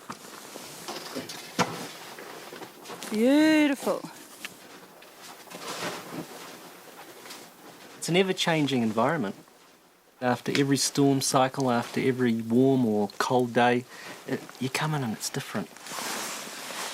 It's a great office. I also like the colour. You know, this beautiful pale blue. It's just beautiful, isn't it? We were going to get married here, but it rained. Yep, this was there going was to be the a storm cycle.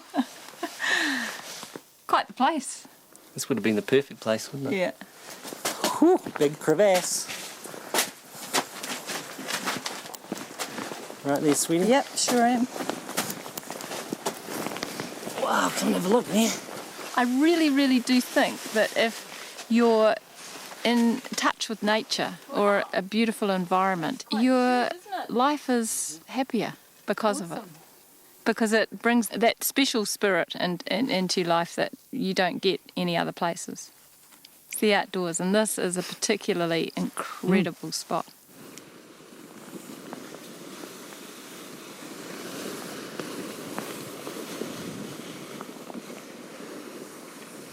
It's a big mountain. They didn't call it the Cloud Piercer for nothing, you know. And, I mean, when you look at it, it stands above everything. It's watching us. And these mountains, particularly Aoraki, when you climb them, they'll let you climb them when they're ready.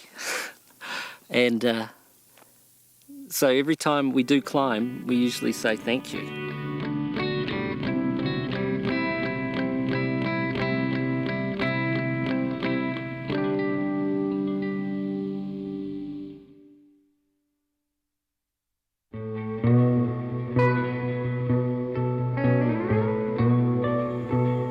Central Otago is a land of long and high horizons, tussocks and snow, big skies. There's gold in its seams, but it's an open and hard country which attracts those who like a sense of distance, the feel of a continent, the start of a long journey.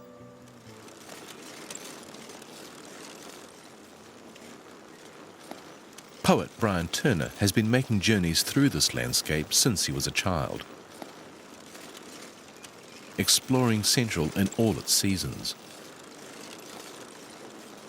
discovering both place and self,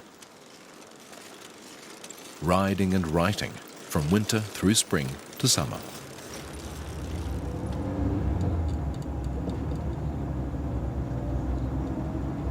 Late summer is the favourite season for artist Graham Sidney, another who finds heart and inspiration in the vistas of Central Otago. See how pale it's going? This is what I love about this time of year, when the grass is as blonded as that. What is it that makes somebody want to turn it into an image? I just don't know the answer to the question. But you have to respond to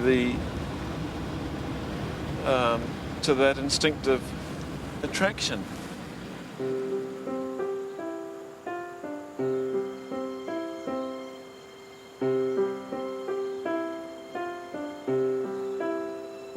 Herefords in the paddocks, merinos on the run. Magpies on the fence lines, day is almost done. St Bathans in the sunlight, Mount Ida under snow, the Dunstans soundly sleeping, nowhere else to go. I suspect you need to be a person who's not intimidated by the open spaces. Some people get very scared by that. They feel isolated, they feel exposed.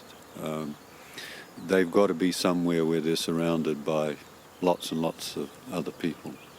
They presumably feel vulnerable out in the open. I don't. I feel the opposite. I feel reassured. I feel that I can, I become enlarged, it seems to me, in my own mind and heart anyway. Near St Bathans, looking out to the Hawkden Range, Graham Sidney has built a new studio and house to fulfil his long-held dream of working and living in the landscape he paints. It's a curious thing, the way this happens, but I was so involved with the dream of this project for so many years, I completely forgot, really, or never considered, that once it was finished, I would be back in a place where there was nobody else. I became quite panic-stricken with the isolation and the impact of the loneliness. And I know that that's the same fear that drives me often to produce the paintings I do, the paintings in which no one else could possibly ever be present. And there is a sort of terrible beauty in that isolation.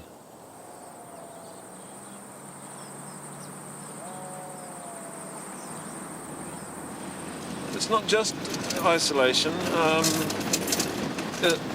I've always been drawn towards the relics, but the implication is the lives that were there, the lives that were lived, and then us absolutely ignoring them.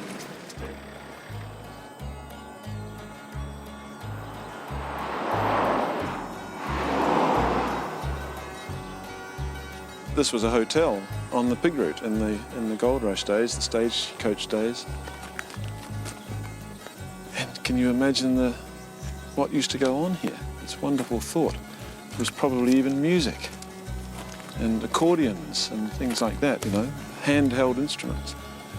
And now it's just this.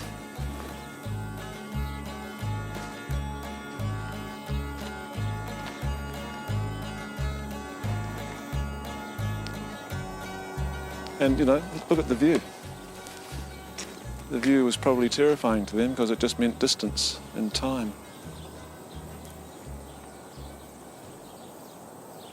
And now a farmer uses it for a shed.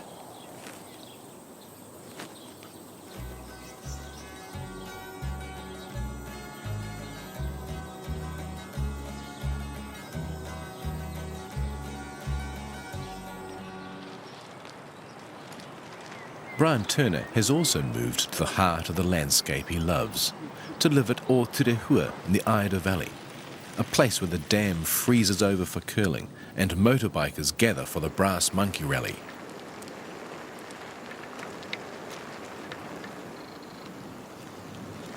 Brian uses wheels too, the kind more suited to a way through rocky hills and wind-blown tussocks.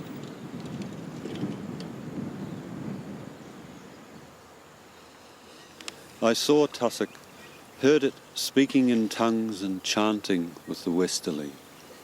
What's productive here is what's in your heart, sworn through your eyes, ears, the flitter of the wind in your hair. The smell, the taste of air from the mountains, off flats where the river runs from somewhere north to somewhere south, and the sky's forever.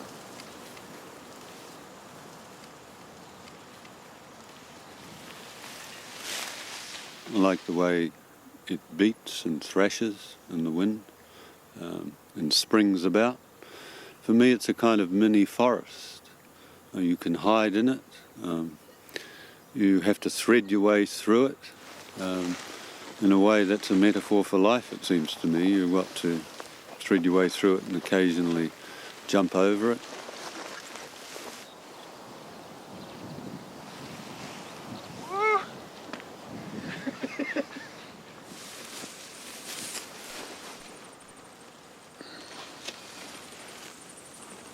Sure where to go here.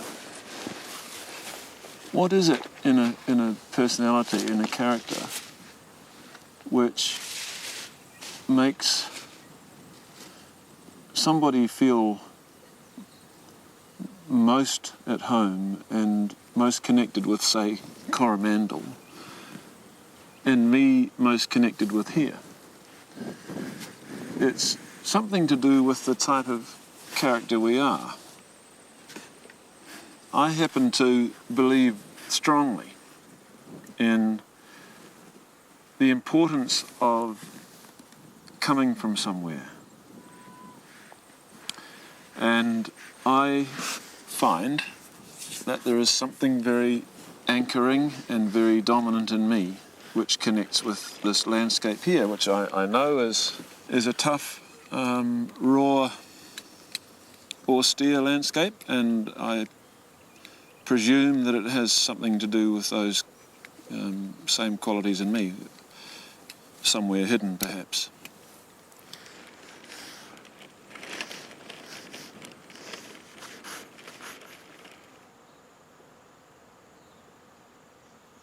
Once in a while, you may come across a place where everything seems as close to perfection as you will ever need. And striving to be faultless, the air on its knees holds the trees apart, yet nothing is categorically thus or that. And before the dusk mellows and fails, the light is like honey on the stalks of tussock grass, and the shadows are mauve birthmarks spreading from the hills.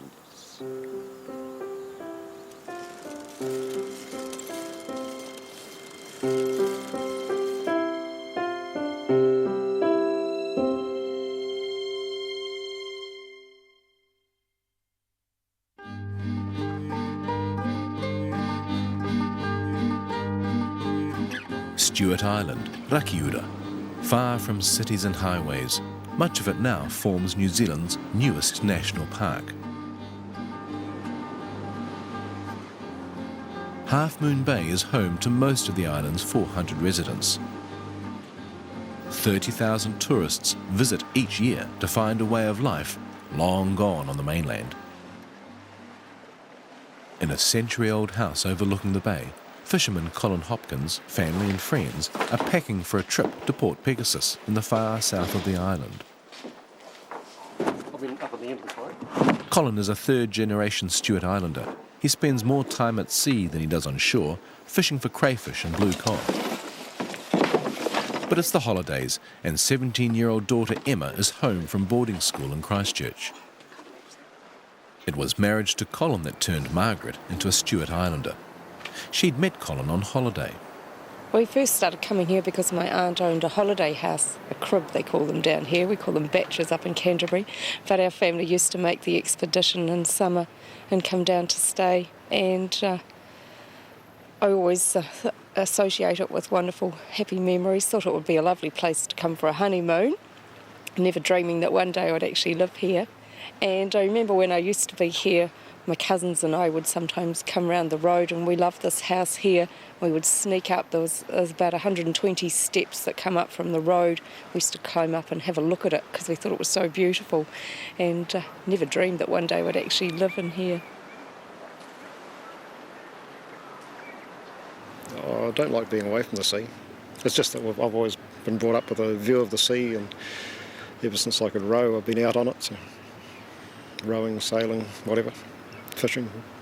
And my father was a fisherman, and I just used to break my neck to get away fishing in the holidays. And I went to high school on the understanding I wasn't allowed to go fishing until I got school cert, and then I wasn't allowed until I got UE.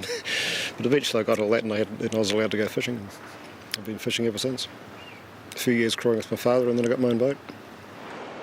Colin is now into his 5th boat, the 19-metre-long Aurora Australis, built to his own specifications. It's easily converted for family cruising to the more remote parts of the island. Well, our most favourite place in the whole world probably that we've been to anyway is Port Pegasus on the southeast coast of Stewart Island, and that's our annual treat that we've always gone with Colin at the end of the fishing season and holiday down there. Well, I like boating, so being around the boat. As a family, I've always grown up going on holiday on the boat, and you know, even right through till now, they just love going boating. A few years ago, we decided we were going to go to Club Med in Bali, and that was right for the May holidays. But when we got close to going, I just ended up with too many charters on, and the ferry was busy, so I couldn't throw them on there. So we said to the kids, "Well, we're sorry, we're not going to Bali. We're going to Pegasus." And they both said, "Oh, great!" So that's how much they like going to Pegasus. Port Pegasus today is a haven for wildlife, but 170 years ago there was a thriving shipbuilding settlement here, and in the 1890s a store, hotel and post office served the local tin miners. But since the 1920s, only skilled fishermen and sailors have ventured into its dangerous waters. There's a lot of rocks in here. It's quite easy to get off the beaten track. We don't really use charts in here. The charts haven't been updated since 1849 when they were surveyed by the ACROM. There's new charts coming out soon, but since 1849 the charts have been quite inaccurate for down here. It's more just experience and go by feel sort of thing.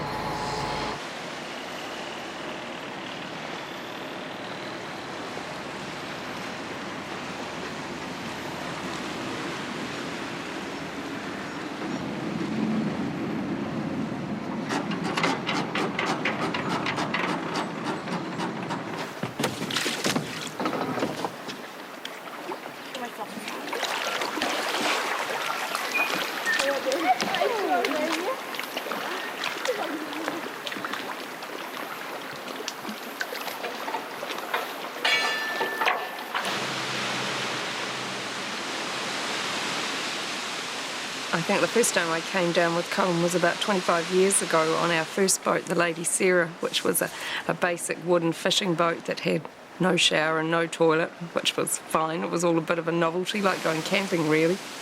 But in that first holiday down here we explored a lot of the rivers and the inlets, and it gave us a real taste for it. We used to joke about leaving the rat race of the bay, all 390 of them that live there, and come down here, and it's just like there's no worries, there's no telephone and no television, and it's just a completely different world. You can just do what you like.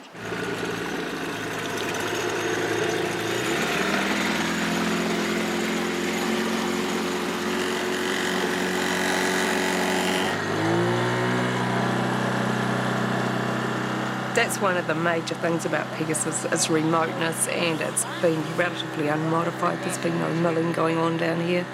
There's been the odd fire that's gone through, but really the bird life is incredible.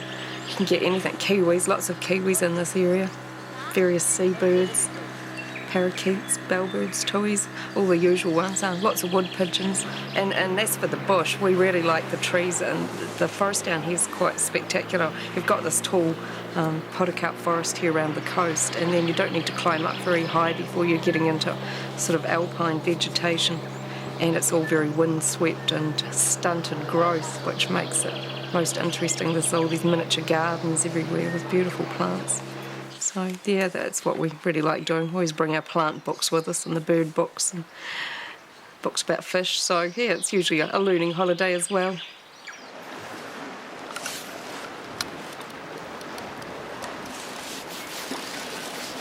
Oh, here we go.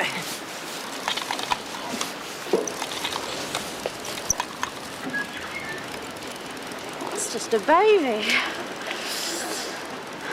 And it's not even edible. It's not even edible. Dad.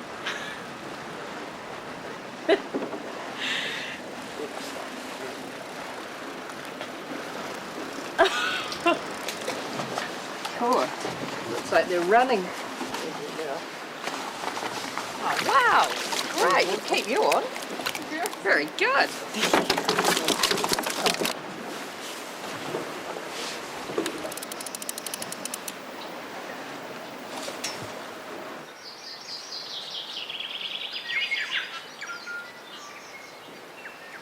Put the egg on it. Load it. Do you want to pass your plate? How many eggs do you want? So I'll just hold this.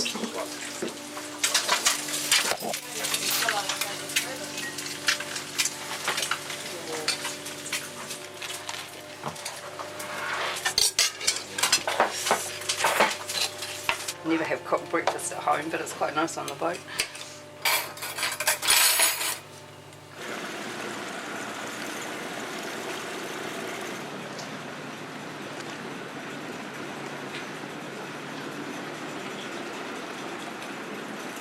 The first time that we ever came in here was about 25 years ago. We didn't actually know it was here, but there was a fisherman that was anchored in here with us for the night, and he told us to come and have a look.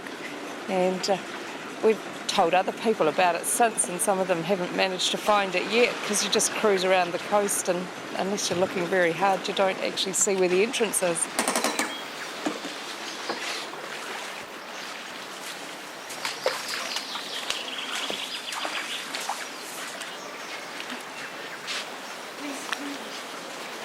See what the people can't find it in here, the other campers. I know, magic. Hunters and stuff. It was really neat when I came here last time, and the tide was in a bit more, and there's a big seal that followed the boat in. Yeah, that was pretty neat. And we wrote our names, but we can't find them now. They're probably down quite low, they've got washed away.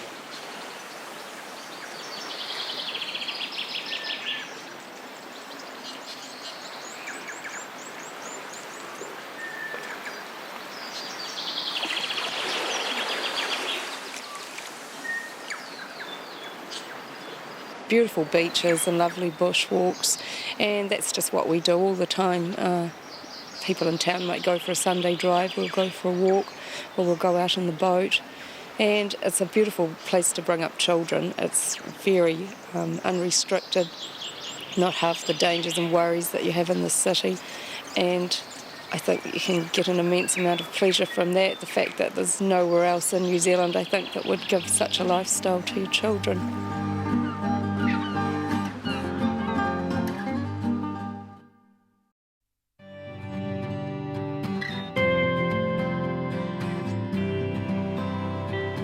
All along Taranaki's cliff-bound and harbourless coast, river mouths offer the only refuge from the storming Tasman Sea.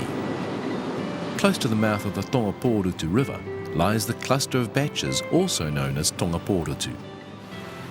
The settlement is intersected by Highway 3, an hour's drive north of New Plymouth. The first batches were built in the 1920s and 30s, mostly as a holiday place for Taranaki farmers. Little has changed. The pace is unhurried, there's no store and no timetables. A few generations on, the same families come back year after year. For Mark Wilson, it's been 39 years. When you're at Tongaporutu, the tide controls your life. It tells you when to get up and when to go to bed, because it controls what you can do. The activities you can do are controlled by the river, and if you're a water sport person or a fisherman or whatever, it is controlled by the river. So, and you'll see all of the people at Tongaporutu, if it's an early morning high tide, the community's awake early. If it's a later tide, they're not awake until the tide is up. Mark runs a contracting company in New Plymouth. He came here first as a teenager. Each summer, he meets up with old friends like Julienne, a wine industry consultant, and her Australian partner. Julienne was 3 years old when her parents built their batch at Tongaporutu. I've been coming, I live in Sydney, but I've been coming back here now for, in fact, I must have been coming here for maybe 45 years. Might have missed a couple of years in that time. And I like coming here because it's constant. It's probably one of the few constant things in my life. It doesn't change. I can sit here and I can daydream. I can be mesmerised by the river.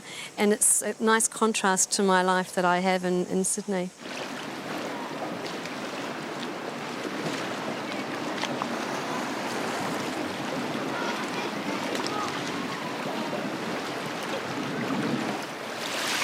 Oh, I go canoeing because I really enjoy that, going winding up there for maybe 2 hours at a time and then coming out with the tide. And it's just really lovely to have just nothing. I mean, it's just so peaceful and beautiful, and I mean the native bush around. This is just something I would never see in Sydney anywhere, and I think it's quite unique to any part of the world. It mesmerises me, this river, and it's great. It comes in and it goes out, and it comes in and comes out, but it's just mesmerising for me.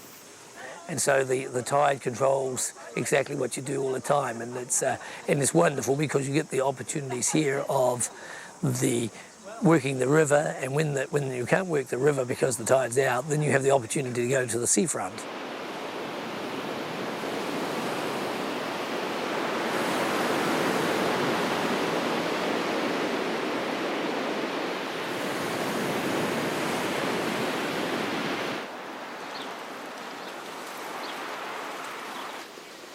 My father built it in 1950, if I remember rightly, 1950, 1951, and he built it actually because he used to go pig hunting and fishing around the area, and so it was no more than just a shack and somewhere for he and his mates to come to. So we started coming out with him, and we learnt to fish here, we learnt to swim, we learnt to row a boat, we learnt to climb up in the hills, and it was just really peaceful and happy.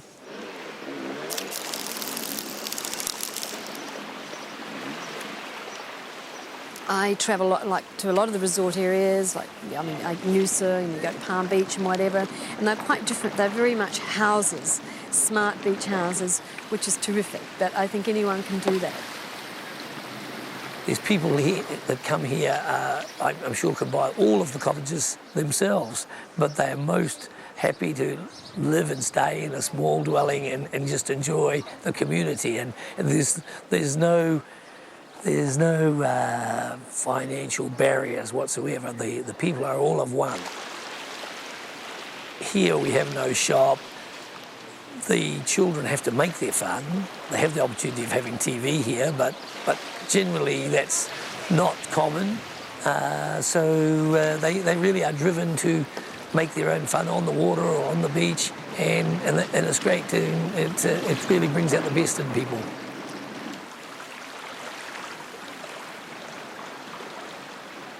It's interesting because as we grew up, I had many friends from the different batches, and so every year we'd come out at Christmas time and we'd all catch up, and my birthday always fell at the end of January, so we're always here at the end of school holidays, so we used to have these photos always taken standing over here, and as the years have gone on, we've all sort of continued to keep in contact, actually. I mean, some have passed away, some have had 5 marriages or whatever, so it's always been quite interesting to see how each year someone's life's changed in different ways.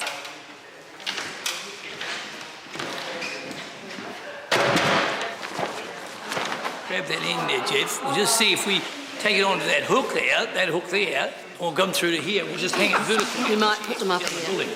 Okay. Bit more. Oh, I think the community is everything. It's the community spirit. It's not something that you get in a city anymore. And while New Plymouth isn't a very big city, it's only when you get down to 200 people or so that you can get to know them all very well. And this is an opportunity here for that, and that's where the strengths of this community is. And I think we're getting something that we would not normally be aware of. Certainly nothing I've ever been aware of in the city. Food of the gods here, food of the gods.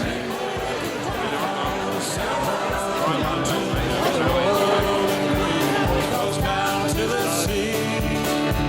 We'll meet at the bus stop and we can go walking up to the bushline of Taranaki.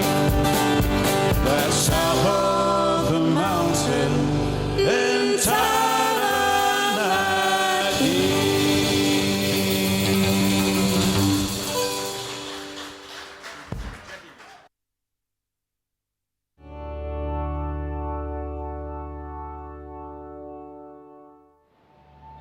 The Urewera National Park, where lakes Waikaremwana and Waikareiti are embraced by the largest native forest in the North Island. Within Lake Waikareiti are 7 islands and a lake hidden within a lake.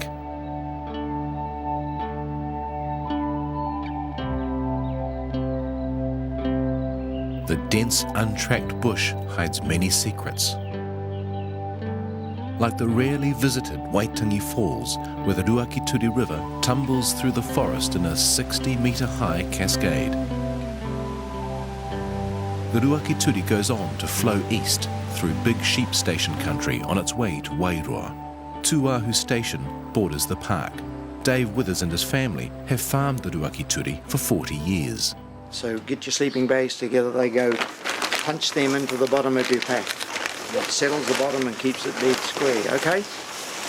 And then your container of clothes goes on top, okay?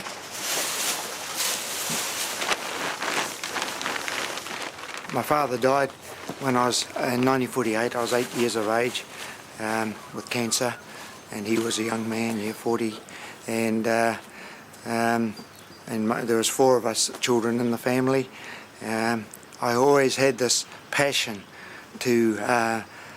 for outdoor life. I just loved it, and living in Wairoa and being adjacent to the Wairoa riverbank, the wilderness, we so called it then, was wonderful. But then other people told us about being close to Lake Waikaman and what was available up there, and friends of my father loved trout fishing up there and used to go up there a lot.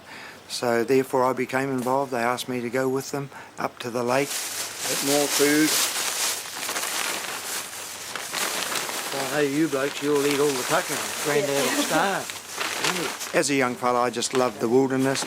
I loved remoteness, and I loved the animals of horses and dogs, and that's why I elected to go farming. And then when I went farming, I loved the big country of what it was all about, and therefore my passion for the Illawarras. Dave is taking his twin 14-year-old grandsons, Brad and Damien, for a weekend tramp near Waitangi Falls.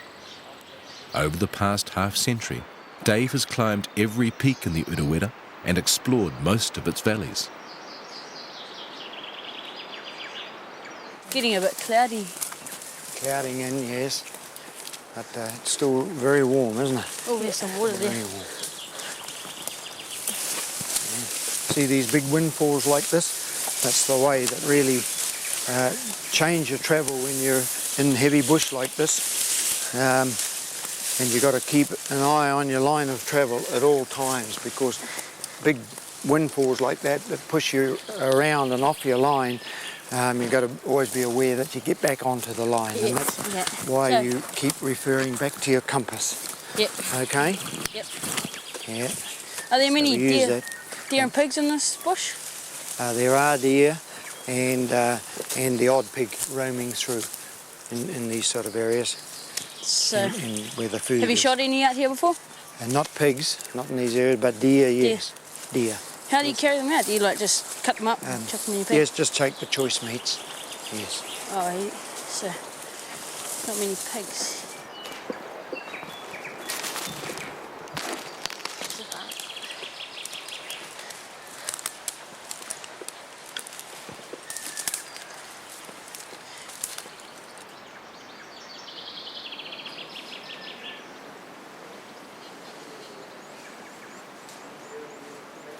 Here's the old hut. Yep, this is Jeff Cunson's hut, boys. Yeah.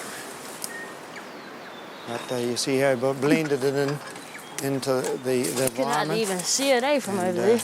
Very difficult to find. It's just what you'd call a slab hut. Have you slept in with here? the red beach. Yes, I've spent a few nights in that hut, in the top bunk. So it's Tui Flat Truth Wildlife Survey, May 1963. May 1963. Oh. Yes, that'll be right. Oh, it stinks in here. I'm going to have a look. Chow! Dark in here. A novel. Is it a map? A pen. No, it's just a book. And it's got maps in it. What is it a book of? The Great War Stories.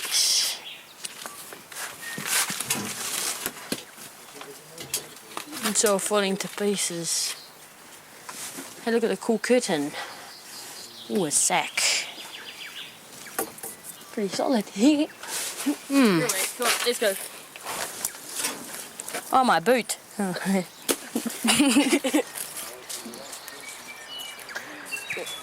Hear those tuis chirping away there now? Yeah. Interesting, isn't it? Help. Yeah, and that's why they call this area the Tui Flat. It's obviously very strong. Oh, that's what the hut's called, Tui Hut. Yeah, Yeah, there's Tui Flat. There's writing on it. Yep. Yeah. Right. When are we setting up camp? Time to make camp. Make camp soon. Set up a good camp. Find a warm spot. Right. Sheltered area. We've had enough today, haven't we? Yeah. Yep. Okay. I'll do that then. That one to that one. Winch it across there. Put the fly over it more this end so as it's safe and away from that fire area where we'll light the fire down there. Yeah. So this one here? Yep. That do. Maybe about that much. You got it, Damien? Is that right? Yep. Okay, got enough? Yeah, winch her up. Nice and firm. With my fly camp, that's a tradition I've just had for years, and if you set them up properly, the fly camp, just with the rope, it means we can come into the national park. We're not interfering with trees and plants and setting up, cutting down branches to make a camp. And if you select your area for camp as best you can stand a big storm. And pull out a bit further, a little wider, yep. And you can just put a bit of weight on your rope. That's about right there. Do we put this through the eye? Yes, go through the eye. I know that the technology out there today is wonderful, and possibly I'm behind the times with what is available. But you know, it's the old story. If it suits you and it works, you carry on with the system. So we've got the rubber light now, like that. So and keep adding to it. Keep the fuel on. It's starting to build up now. Yep. What about this? You can just don't put anything too big on. That's the way. Yep. Lay it on, crisscross it so the air still filters through. I'll get the billy boiling. Now what about you blokes? Go catch a Neil. Move back down the river and check that eel line. Okay. Yeah. So we might be able to have eel for tea afterwards. Right, this way. After all. This way. We've got to go back up to camp and we'll catch that eel. See if we can catch one of these big suckers.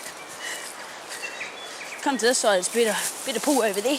Yeah, I believe not enough information's passed down to the young ones, and especially that they are so interested and keen to be out in the environment. It must be pretty deep down there, eh? Why it doesn't sink straight away? I don't know, it drifts a long way down. They love it, I love it, and yeah, just it's a wonderful feeling. Well, we've had a pretty good day today, haven't we? Yep. Covered a bit of ground. And if we can sit around the campfire at night and tell stories and that sort of thing, and hopefully they can pass them on, because that's what life's all about, isn't it? So we raced thinking, oh, we've got the meat.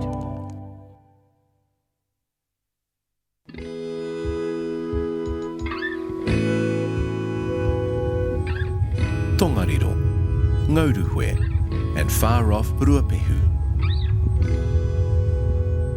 Volcanoes on the Pacific Ring of Fire. Taonga, gifted to the nation by Tu Wharetoa paramount chief Te Heuheu Tūkino IV in 1887.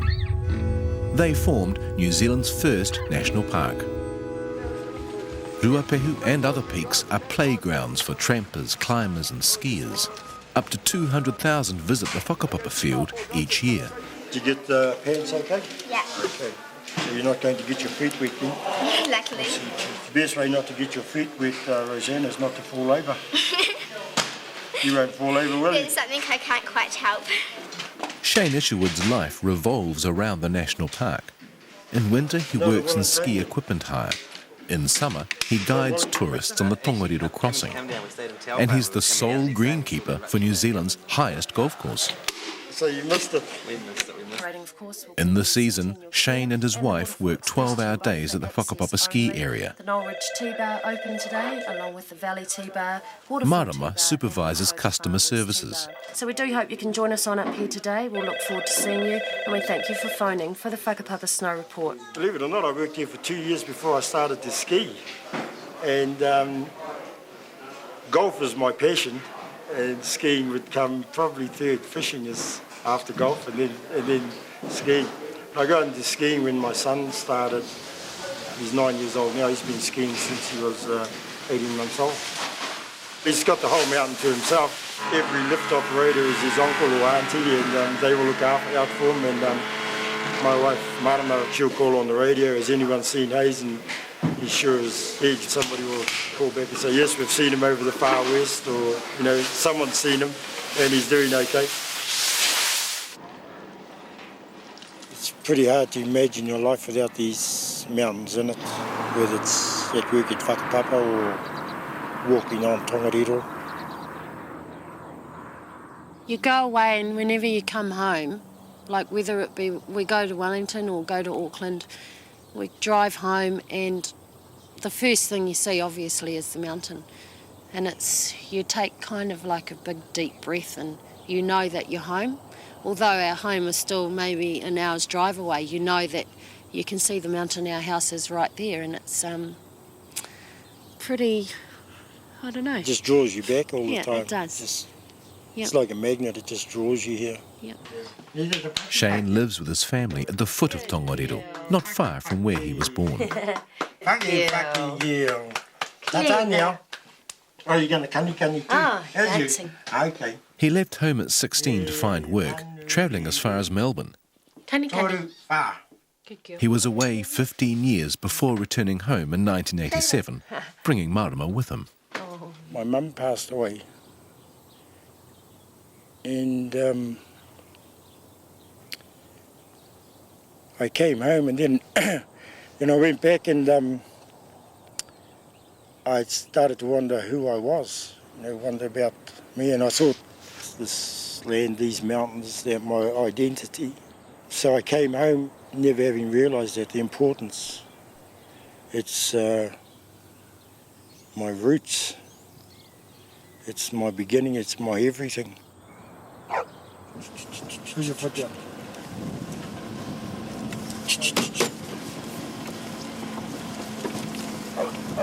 Get your horse there. Go that way, man, behind him.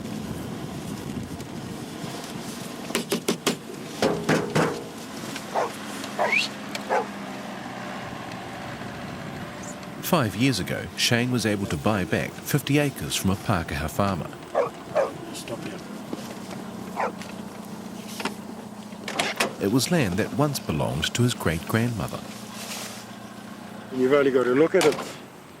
I mean, what a thing to wake up to in the morning. That's a real high for me. Well, for all of us that live in this valley, just to wake up and look at these mountains, they mean everything to us. Come on. Come on. Come on. Come on.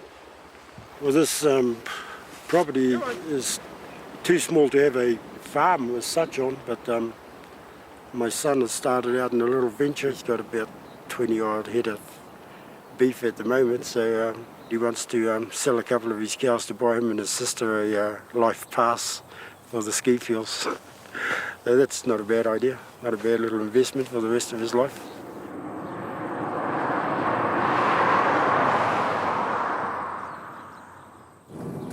This is why I enjoy working on the mountain, seeing this site.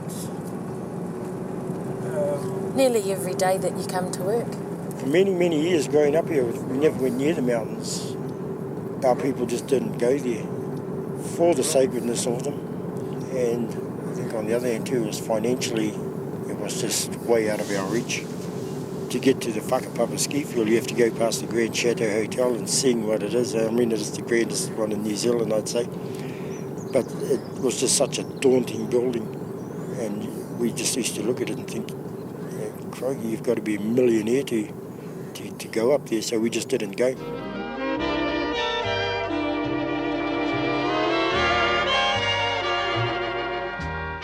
last year there was the 70th anniversary of this building, and my wife and I were invited. And I was thinking, like 70 years ago, there was my family down the road, sleeping in this storage pit, and here was all this grand opulence here. It's only in the last 10 years or so that Māoris in general have started to come up this way, and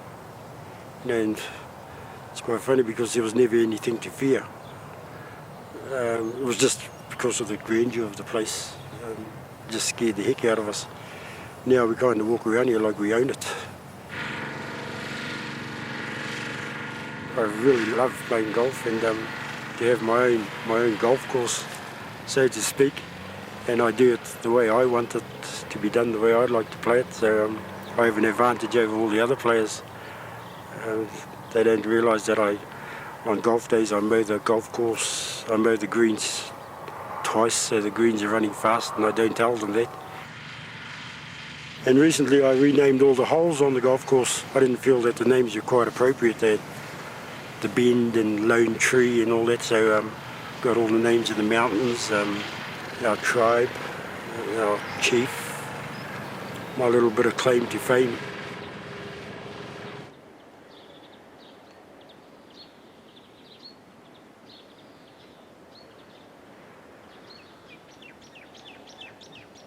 During the summer months, Shane guides tourists on a day's tramp through the craters of Tongariro, sharing his tribe's knowledge of the sacred mountains gifted by his ancestors all those years ago. People who want to be guided over, genuine people who want to be in these mountains. So that's the beauty of it, telling the stories, and they go away with a true feeling of the place.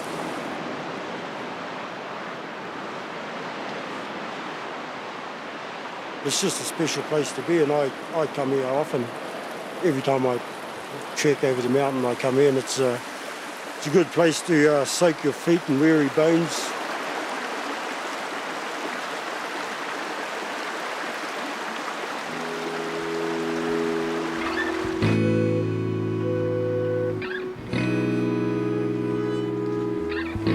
It's not only me, but I think everybody that walks over these mountains, I think they have the same kind of feeling. It was gifted with the intention for all to enjoy. That was the meaning behind the gift. And I think if people get that enjoyment out of it, then the gift has been fulfilled.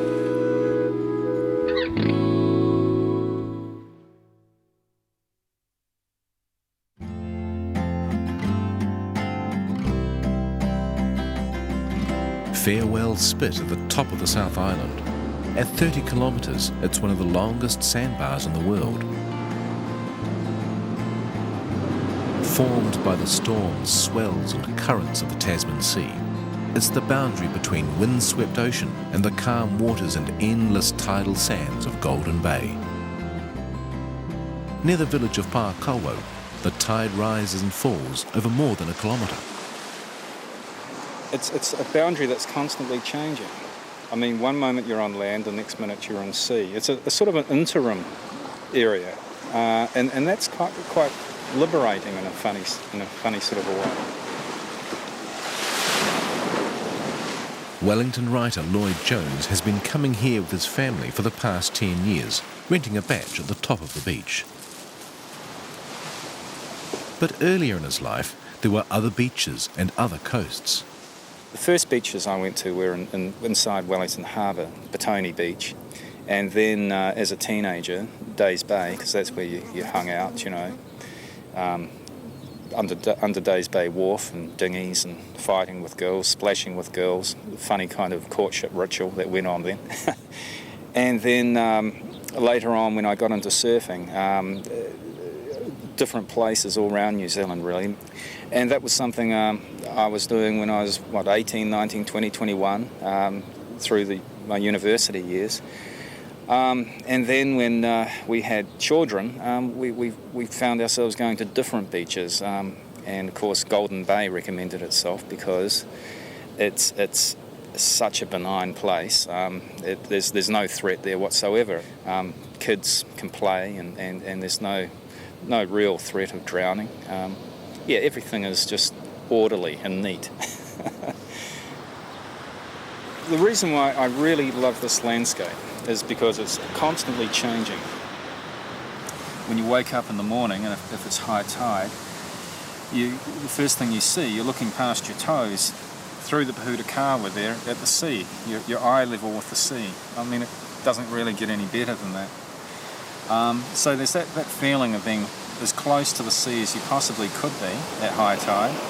And when the tide goes out, it's a whole new landscape appears, and it's just wonderful. The drama of the landscape, how it just keeps changing shape and form. It's not threatening at all. I mean, when you're swimming over the ocean floor or the seabed that you just walked across half an hour earlier, you know all the contours out there. You know that there's a channel running from across there, where the tide comes in and out, where there's a current, and where the fish also swim in. So you feel very relaxed no matter what the conditions are. So this is a very different coastal area to the one I spent quite a bit of time at when I was 17, 18, 19, 20, which is the lower Wairarapa coast, which is a very threatening place, a very challenging place. There's always a swell running, and it's a testing ground.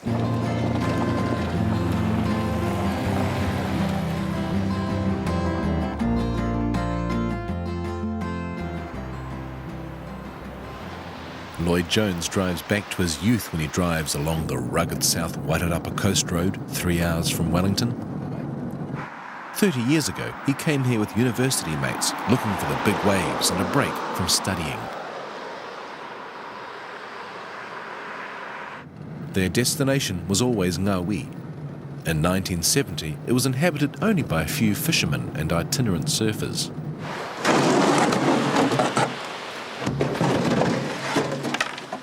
Daryl Sykes was 21 when he first arrived in Ngawi for the surf. He became a fisherman, got his own boat, and now works as a fisheries advisor in Wellington. But he comes back most weekends. He's never really left.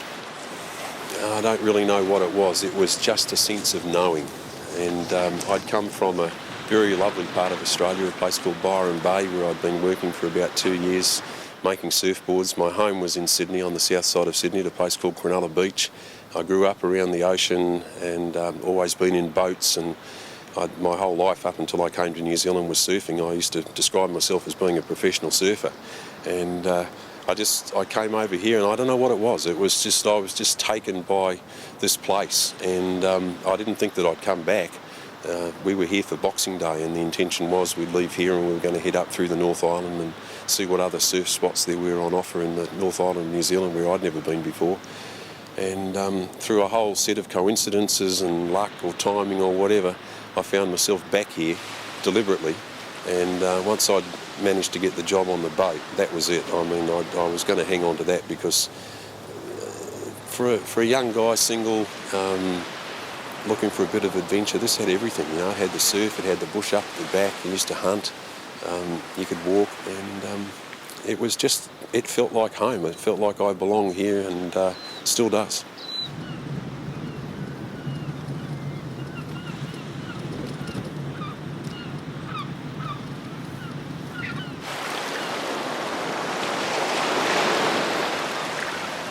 The rhythm of the ocean is something that only people who go to sea can really understand, and I haven't even read anything in my life that I think clearly articulates the sort of feeling that I get from it. I think the best way I can describe it is just the sheer joy of it, the buzz of the whole thing, of being out on the water. It's where I am me, and not something that the system expects me to be or my work demands me to be, and that's really what it's all about.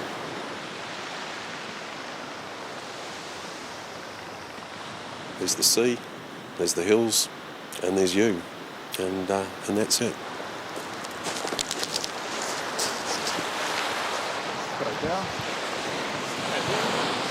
How are you? Good to see you. Been out to get some breakfast for you. Oh, good, good. What have you got there? Some parwa? Just a feed of parwas, yeah. So give us something to have a munch on. An early lunch. An early lunch. Decent. Do the job. Yeah. We'd come from the city. I mean, we couldn't imagine doing what Darryl and the rest of these fishermen do. We were only interested in the waves. This is a bit too industrial and, blue collar and hard work. I was the only young guy here and only 6 fishing boats. Managed to get myself a job on the boat and it got a bit lonely. I mean, all the people here married with young families and I was the odd one out, and it was good to see all of the guys come across from Wellington on the weekends, and when we weren't fishing we were surfing, and it was a good life. It was an excellent time.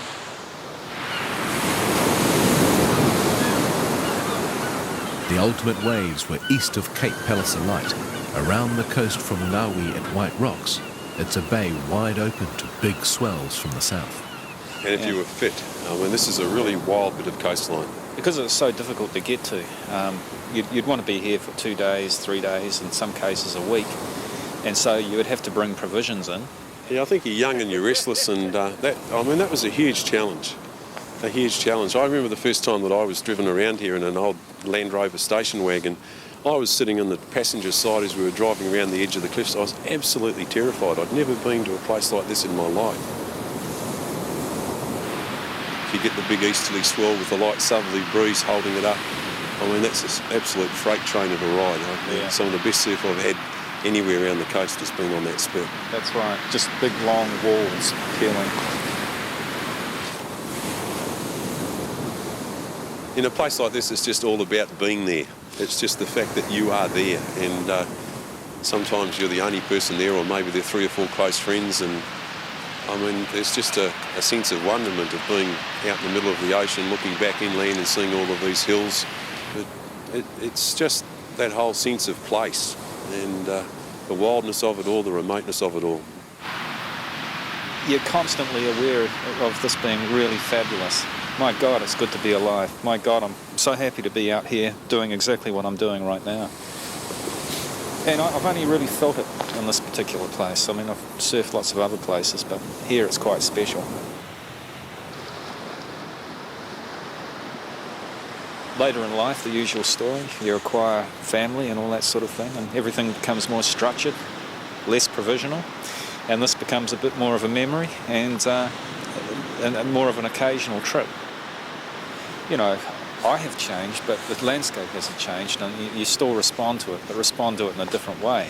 But these days, I would probably put on a pair of hiking boots like the ones I've got on now and just be quite happy just chugging along the coast here. And maybe, if it was a very small surf off the spit, I might labour my way out there, yeah. I still come around here, when I go around to my house at Ngawi, and if I know it's going to be nice around here, I quite often drive around to the waterfall and then walk around over the desert here and come and have a look at what's going on. But I don't miss not surfing. I just derive a great deal of enjoyment from still being able to come here and still seeing it. Well done. Is it golf or snooker that's a sign of a misspent youth? Snooker. Snooker. In your case, golf. Nice. Ooh. Just after 5 o'clock, about 5:05. I've got a little bit of daylight left. I have to sit on the balcony and watch the sun go down anyway.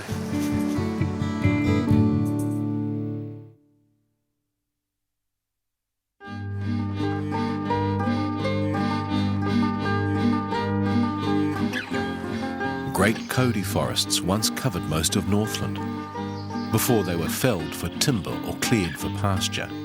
There are remnants on the hills, a source for the regeneration of both trees and lives.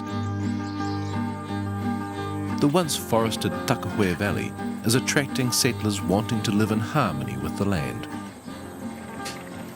Pete Griffiths has designed the eco-friendly house he's building for his Dutch-born wife Sabrina and their 2 daughters. Pete came to New Zealand from Australia when he was 16. His parents returned, but he stayed on, hitchhiking his way up the country. Eventually got to the north and ended up sharing a piece of land up on the Ahipara gum fields. Very remote and beautiful and wild place, and learned a lot about the bush there. I found New Zealand's bush incredibly gentle and beautiful. Not flamboyant. There's no flamboyant colours. There's no fancy flowers. It's all subdued and small. Some of the flowers in the bush are exquisite, but they're tiny. I wasn't happy about the way the society in Holland was going. There's one freeway and you go on that, and there is no other way of living. There's one lifestyle and there are no other possibilities of different lives. And so I started to travel the world. I did a bit on my mountain bicycle, and I came with my bicycle here in New Zealand, and it was just amazing. It was just the country I was looking for. With the first 10 minutes I was here, this is where I want to live. In the nearby forest, there's a track leading to a Cody Grove that Pete hopes will be part of a national walkway. Is that a riwa here? Yeah, a lot of riwas here. Yeah. He and Sabrina take his mother Kath, who's visiting from Australia. Whenever we get visitors from elsewhere, and if you want to show them some bush, this is the place we go. A tea tree, yes. Yeah, these big ones just here are. Oh, look, Dale. Yeah, I wonder how far does that tree go in? Look at that. That's a little cicada case. I can hear cicadas, Yeah. I think. Is that one Yeah. there? There's a cicada Yeah. case. It's a bit on the You end put him of on the your leg, season, eh? Oh, he's fallen off. Oh, look at the possum marks there. Ah. Yep. Australian possums, Kat. Oh, well, I didn't bring in the Australian possums, Pete. No. They beat me here. There's been a bit of a wind up here. You can see a lot of low leaf blown down, Sabrina. Mm-hmm.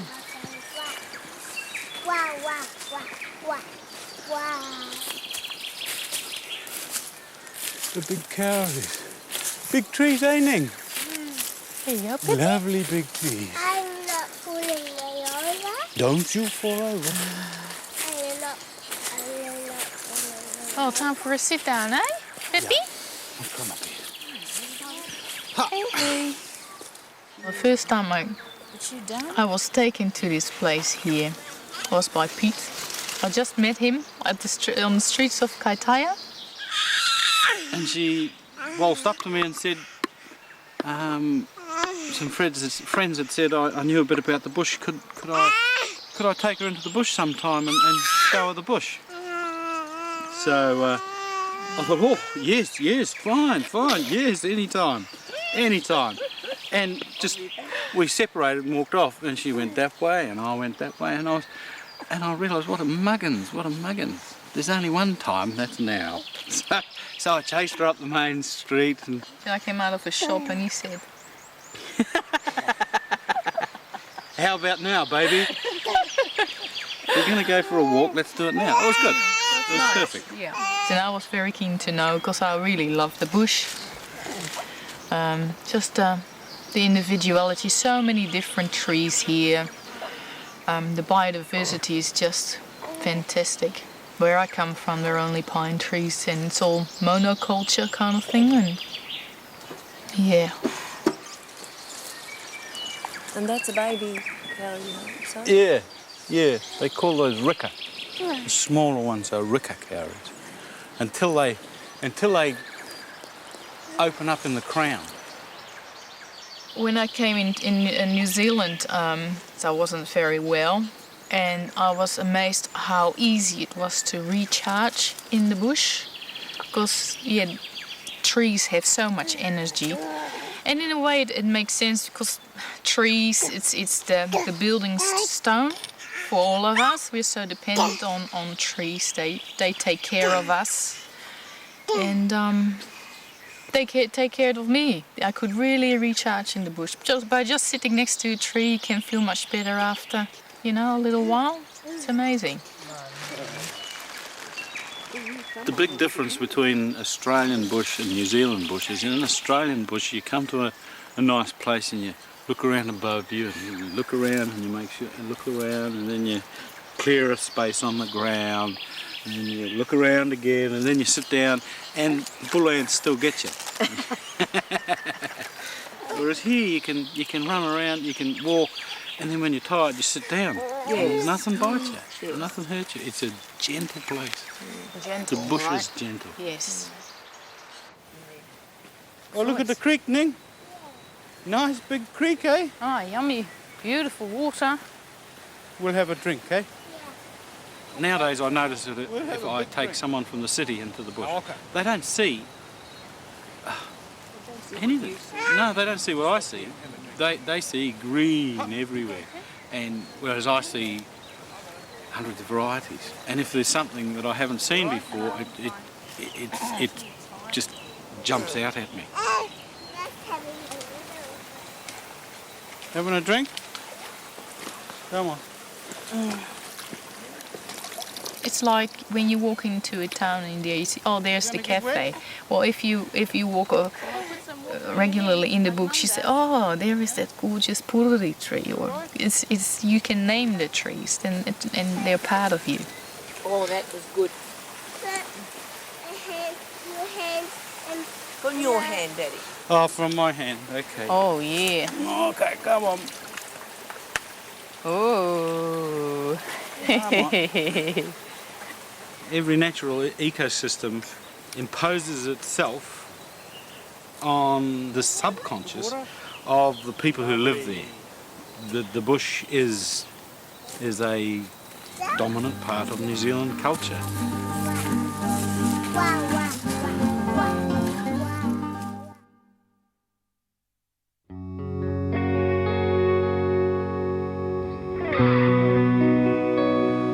Waituna is a lagoon by the shores of Fovo Strait.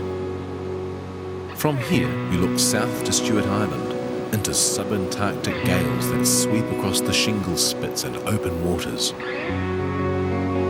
The lagoon is the heart of a wetland of international importance, home to migrating birds, native fish and trout.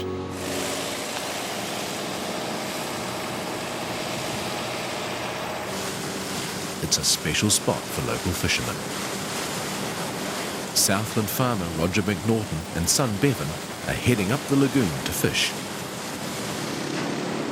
Ray Waghorn, who farms the land nearby, is heading out the fast way with sons James and Colin.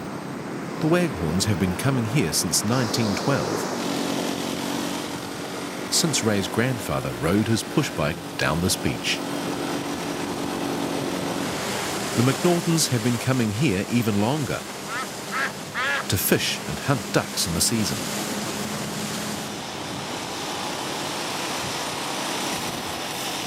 It's a place where family friendships have been forged and maintained over nearly 100 years.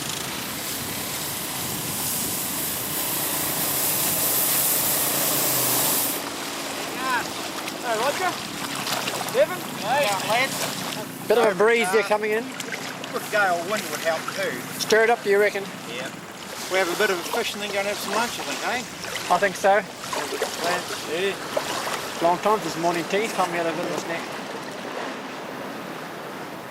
It's a place until recent years not too many people knew about. It's a place that you could hunt ducks and swans, catch brown trout. And to me, there is no trout in the world that is like a Lake Waituna brown trout.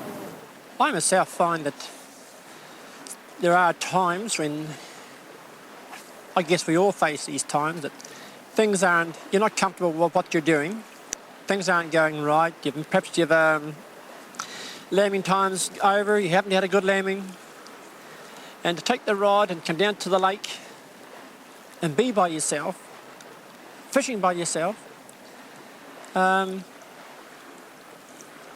when you catch a fish, you catch a nice fish.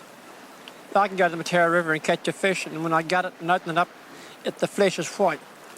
Lake Waituna here, the fish is deeper, longer, wilder, and just like a salmon when you open them out, beautiful orange flesh and a flavour of their own. We're probably like thousands of families throughout New Zealand that have special places they like to visit. I think in part it's the remoteness, the ruggedness of the area. The weather is part of it, because days like today when there's a bit of a wind blowing, they seem to be better days than hot sunny days. But I think it's something that's been inherited in us over generations, because ever since I can remember, we've been brought down here, down to the lake as we call it, and over those years you get to know and grow with it.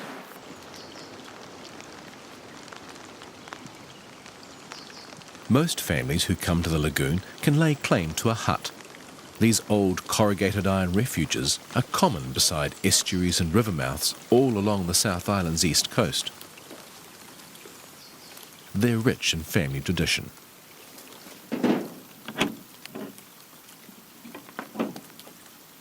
When I was about 14, I first came up here fishing by myself. Before that, I'd been coming up with my father and my uncles. And I used to just walk up those days, just up to Sea Beach. Well, the McNaughton camp was still in being then, and it was just a tin shell with a gravel floor, and extremely cold and drafty. And I used to enjoy it. It was just part of the remoteness and actually being by yourself and amongst nature. Yeah, well, Rod, it's quite rough up there. It is rough, yeah. Thanks, Bevan. Well, Dad would bring us down to the hut here for the 2 to 3 weeks, knowing that at about the 10-day mark someone would bring us fresh supplies, namely bread, and probably a bit of butter and a bit of cheese, a bit of fat. We might spare 200 flounders, come home at 2 in the morning, back to the hut, and 6:30 in the morning, out of bed again, put a flounder in the frying pan, get an armful of claddy sticks, get the fire going, bit of old dry beechwood, away she'd go. Bread and butter, you didn't need anything else, you didn't need potatoes or cake, you never had any of that. It was bread and butter and fish you lived on. Well, as far as the history goes, my granddad back in the early 1900s came down here floundering. They came from Christchurch to Kapuka South. About 12 years of age, my dad came to the lake floundering. So he came down here along with his brothers, and they fished the lake all their lives. But just before he died, I took him to the Narrows this day, and he caught a 5-pounder, a 7-pounder, and a 9.5-pound fish. And on his deathbed, minutes before he died, I was saying to Dad, you know, Dad, what a great morning that was. You got the 5-pounder, the 7.5, 7-pounder, and 9.5. Beautiful fish, weren't they? And Dad's parting words to me were, big fish, big fish.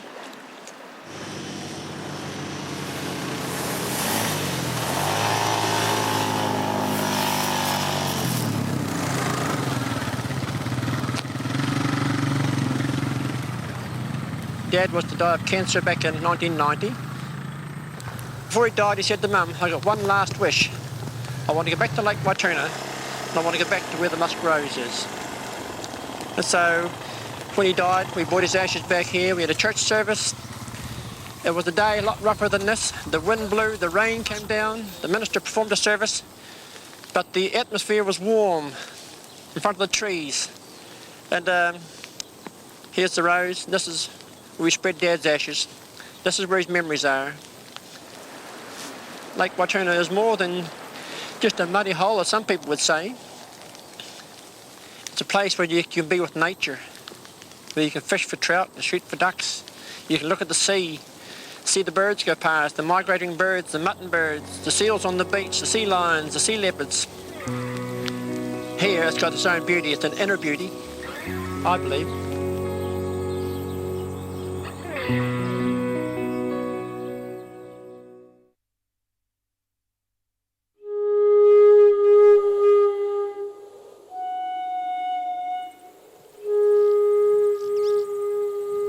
Parengarenga, New Zealand's northernmost harbour, and its chief settlement, Te Hapua, the lagoon, home for the Ngāti Kuri.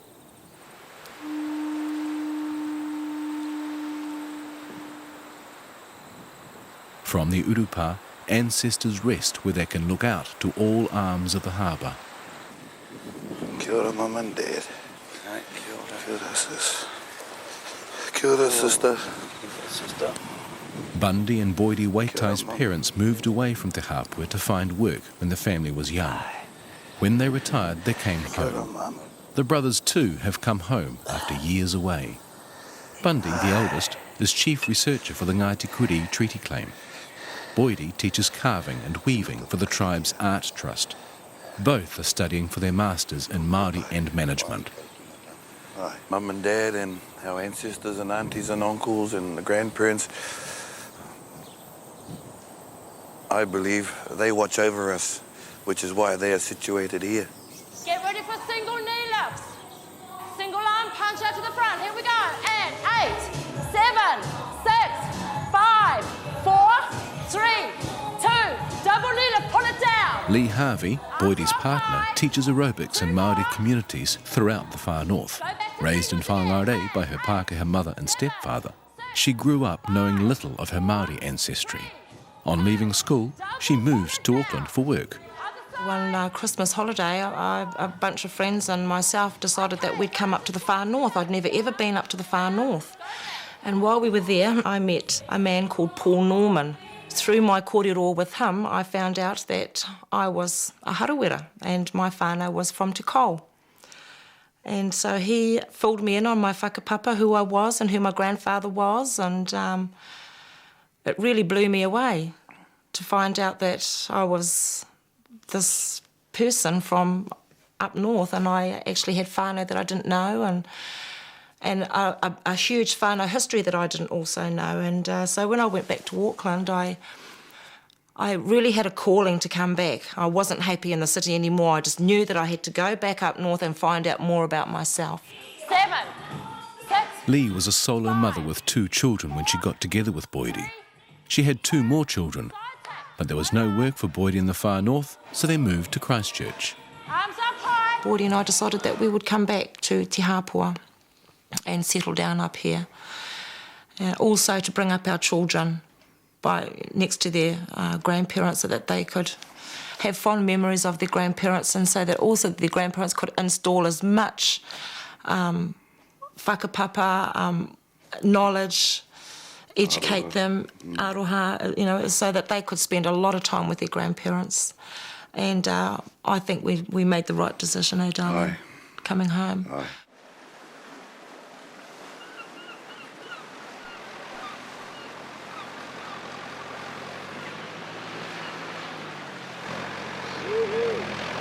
All fishermen, all Kaimoana people lived off the sea, lived off this harbour, and kept their families alive, hence we're here today.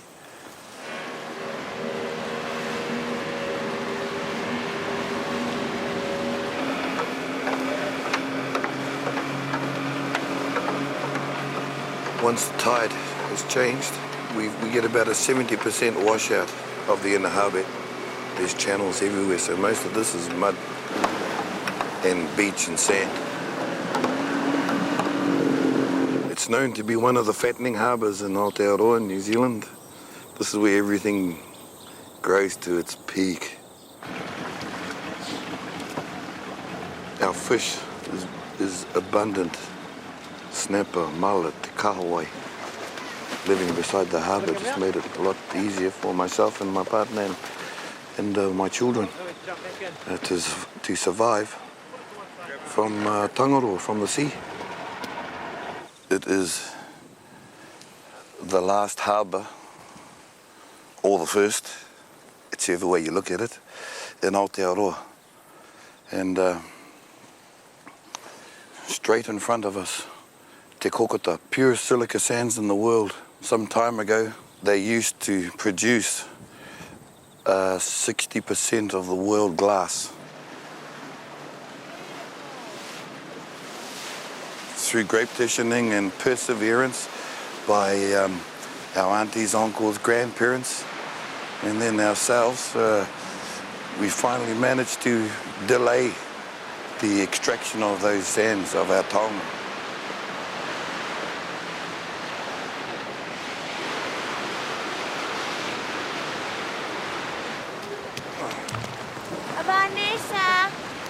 There used to be mountains.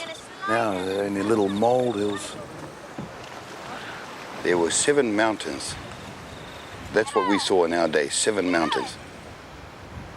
From here, standing from the Urupa looking out, you could not see the Pacific Ocean because of the white sand and how tall they were.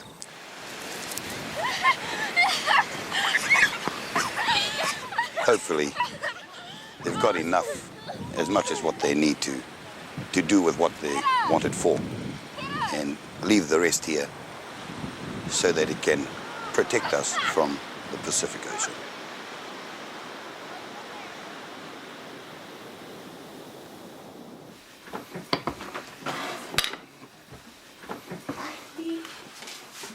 Fresh snapper from the Paringaringa.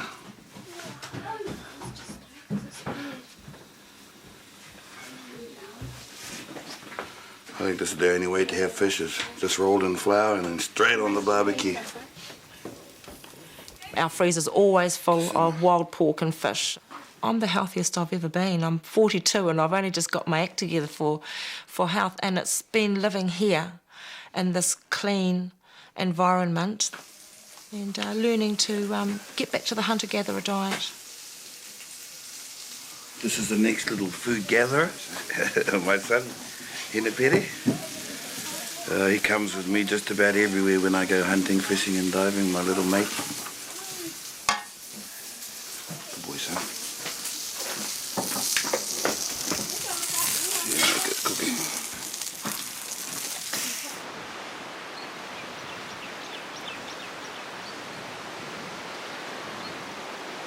I'm going for a swim.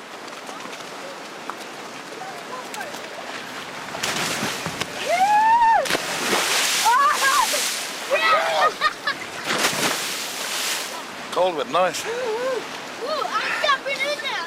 The rewards of the day. Nice cold swim. Come on out, This is paradise. It's always been the place to come home to. It's always been the place to come home to for holidays when we were children. It's always been the place where you could come and find a horse to ride, a rod to fish, a boat to go in the harbour on. It's a blessing. We still have the accessibility to our hunting grounds, for now anyway, and our moana.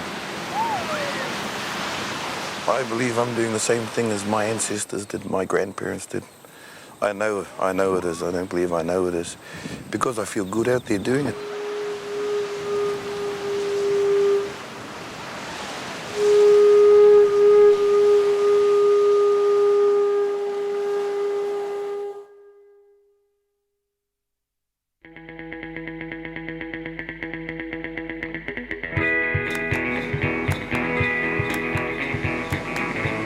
Piha, with its hot black sand beach and fringing bush, is Auckland's favourite West Coast resort, just 45 minutes from the central city. Throughout the summer, surfers and swimmers compete for the best waves coming in wild from the Tasman Sea. Today, overlooked by Lion Rock, some of the top surfers in the country are competing for the honours in Surfing New Zealand's annual Hot Buttered Pro.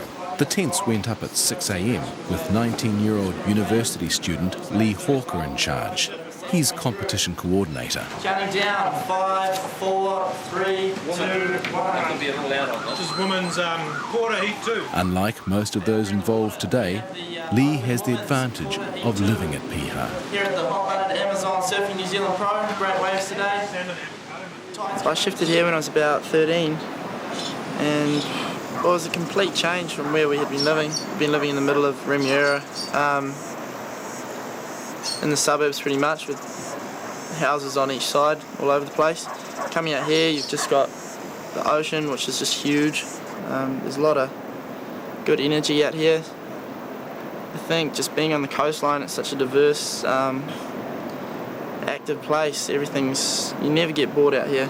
Here we go. Why do we have an IRB? The line of volunteers includes Lee's dad, Rob Hawker, a business consultant who commutes from Piha to the city each day.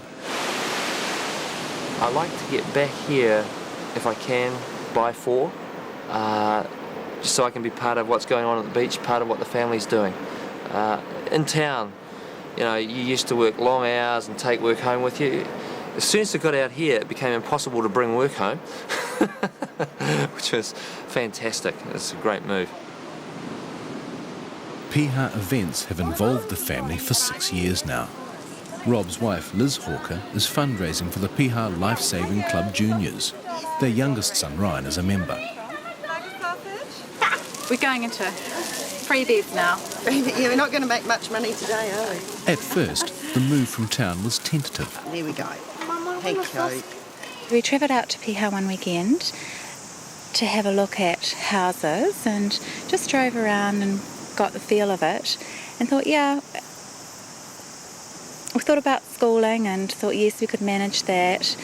We'll have a try maybe for one winter. And if we like it in the winter, then odds are we're going to like it right through the year.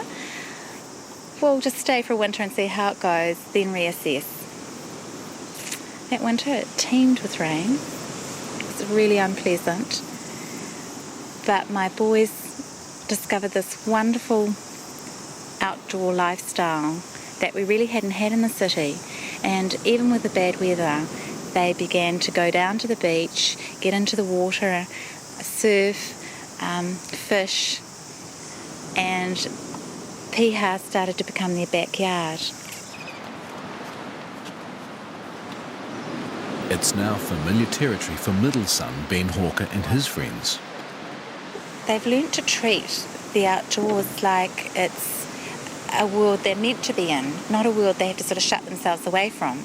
So when they're at home, it's really just to eat, to do their schoolwork or whatever they've got to get done, and then they're off out there again, doing other things.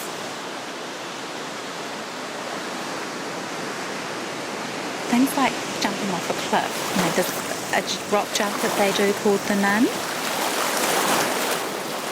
I don't know how high it is. It's maybe 60 foot, maybe 100 foot. And the local kids have learned how to jump off this cliff into the water, and that terrifies me.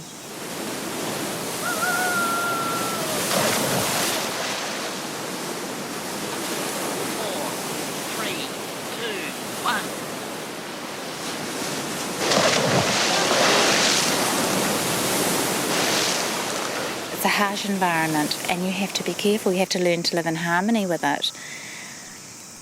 I think they have learnt that to some extent. They've learnt how to interact with the sea, how to treat it with respect, and how to let it work for them so that they get pleasure from the ocean.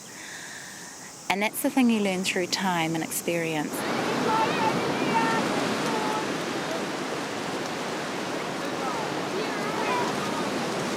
You can't stick it. Yeah. Okay.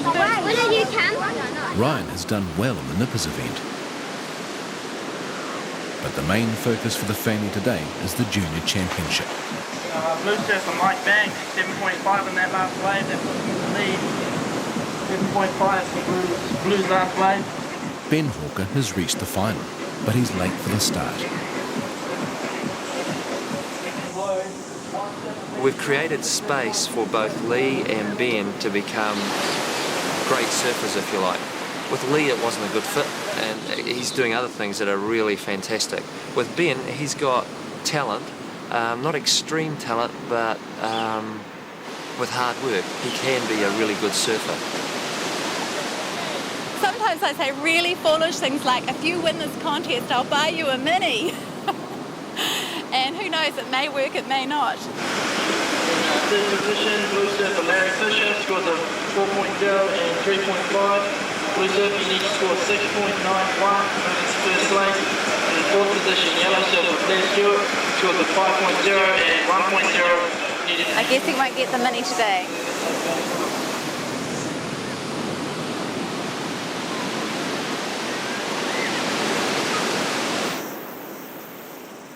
When I drive back here, as soon as I hit the Piha turn-off and you're into that bush, everything else just disappears.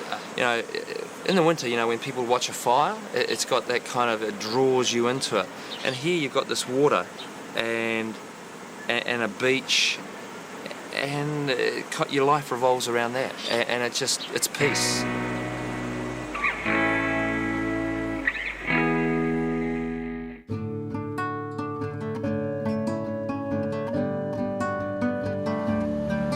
The Catlins in southeast Otago, a shipwrecked coast of caves and blowholes and hidden waterfalls. There are few residents to enjoy its empty beaches and forests, some undisturbed for thousands of years.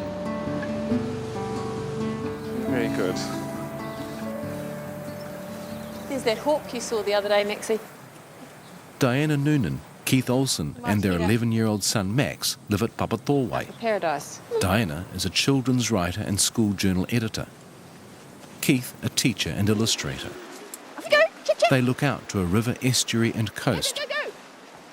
that give them the ideal environment for both work and living. I think here has the best of everything. You have a river mouth. I always think a river mouth kind of combines everything you could wish for, and particularly if it's an estuary where you're aware of the changing tide and the changing landscape from low tide to high tide, and when it's surrounded by bush, well, gosh, that's the icing on the cake, isn't it? It is, yeah. And there's so few places where that happens now, where forest meets sea. It's very unusual.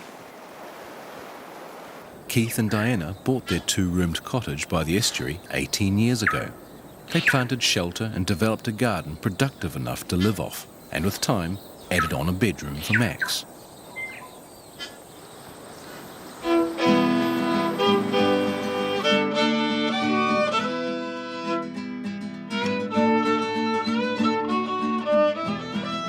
I think we were looking for a place that had forest and sea together, and we said to my folks, who were kind of carting us around because we didn't have a car at that stage, we said, take us down to the Catlins and we'll find a little house and we'll buy it.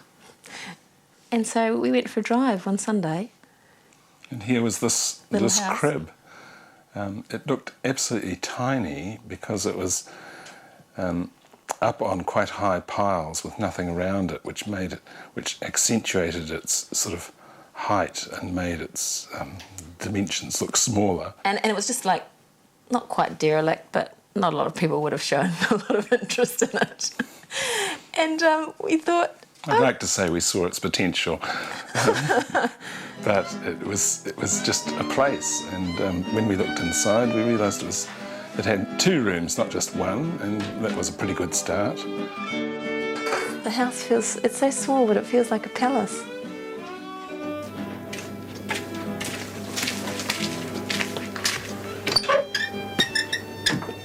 Living at Papatōwai inspired Diana to write children's stories. Keith was potting, and he was doing sort of decorative work on his pots. But I thought that what he was doing was incredibly beautiful, and I thought, gosh, I'd like to paint something too. And I suppose too, it was partly what Keith was doing, and it was partly because, what's outside the window is just so stunning that I wanted to do something with it.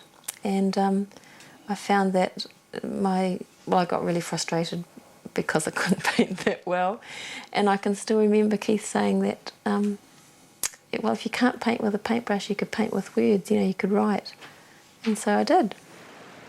Just wrote what was outside my window.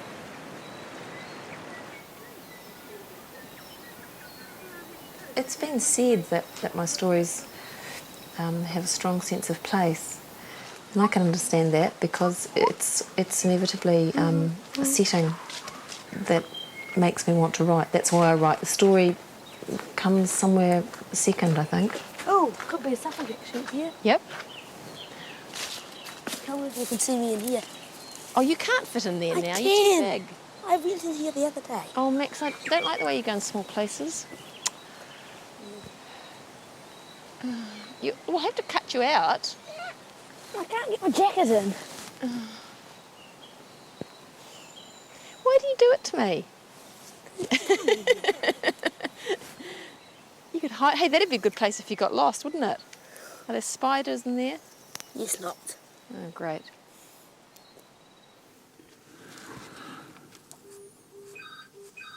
I'd like to think I've discovered that balance. It's never quite like that, but I want to always have that contact with the surroundings and the things which brought us here originally. You know, the fact that the bush comes down to the sea and we're living by a river mouth, they're still just as important as they ever were.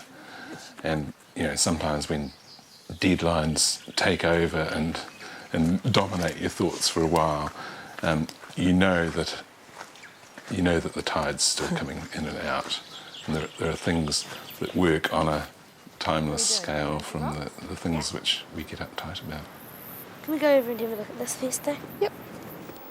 Oh, here it is. Okay. It's called Papatowai Lullaby. And I like to think that Max might make some music and sing it to his children one day. Don't know why I want Papatowai to be in a book, the name. Usually I want to hide the place from people, but I just think it's nice. Papatowai Lullaby. Puts it on the map, really.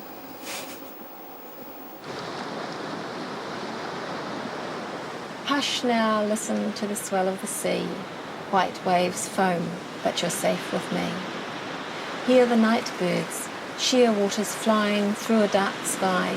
Hear them crying. Listen to the trill of the cold gold frog singing to the moon from a watery log. Hear the ruru's muffled song drift through the rimu all night long. Now stretch and yawn, snuggle down in your bed. Listen to the night noise, sleepy head.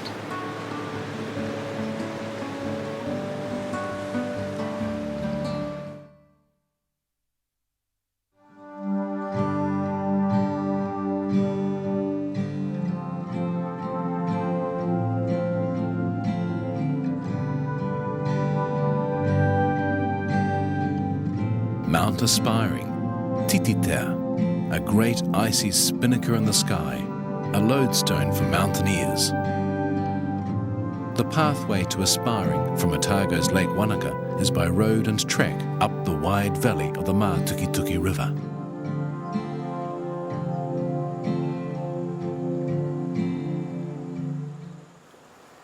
We'll have just a quick brew here, Katrina, and a bite to eat, and then we'll head off fairly rapidly up to up French Ridge, and then we can probably make it in good time. Chaz Tanner runs an engineering company in Dunedin and lives with his partner Katrina McKenzie just over the hill from Port Chalmers.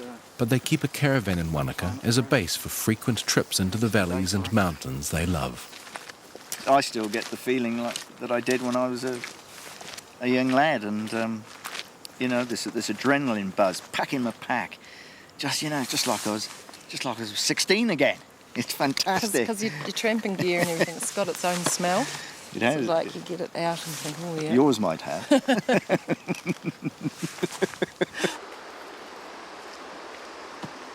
57-year-old Chaz began climbing in Britain when he was a boy.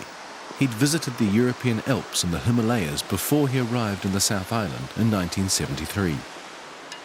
I came to New Zealand and discovered the New Zealand Alps, and well, we should have come a long time earlier.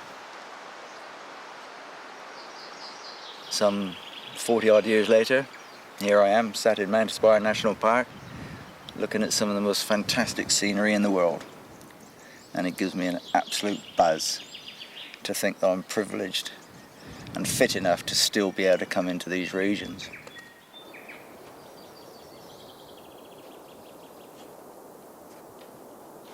You just sink into your own dreams, go your own pace, try and detach your brain from the weight on your pack, and just keep bashing away. I think the mountains do attract a certain kind of person. You could say there's our sort. We love nature, we love the outdoors. Slightly emotional type of people. We like love and life and all the good things about life.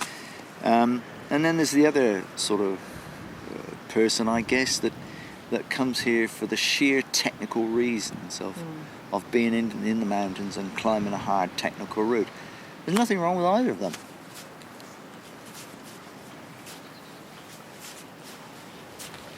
It just grows on you. You start doing it and you want to do more and more.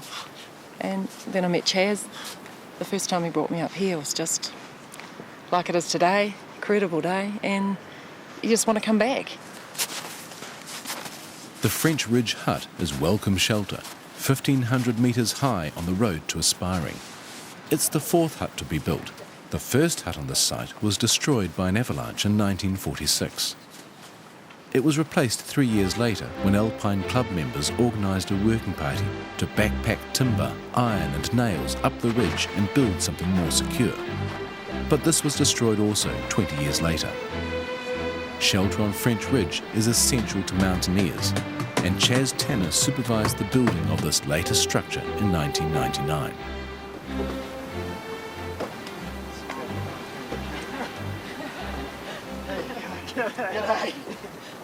Its prefabricated shell and other building materials were helicoptered in. It offers few luxuries, but is purpose-built to withstand hurricane conditions. We like roughing it, see, so... Roughing it? In here? No, well, it isn't really roughing it, is it? But it's... No. This is really quite luxurious. It's a really nice camaraderie between people that come to places like this. They arrive in the front door and plonk the bums on the seats and just say, "Whew, thank goodness we're here." It's an amazing feeling.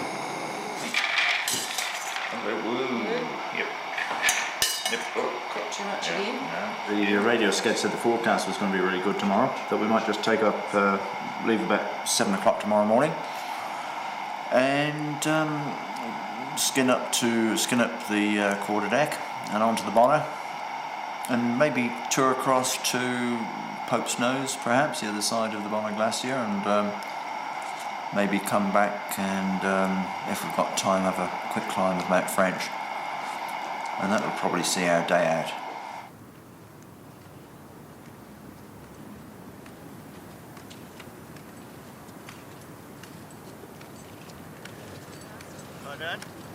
It's an aggressive sort of environment where you've got to be really careful, and yeah, I'm quite nervous about lots of parts about it, but the more you do it, the more you get used to it. Chaz looks after me, tells me all the things I should be doing and looking out for, and yeah, it's just a fabulous place to be.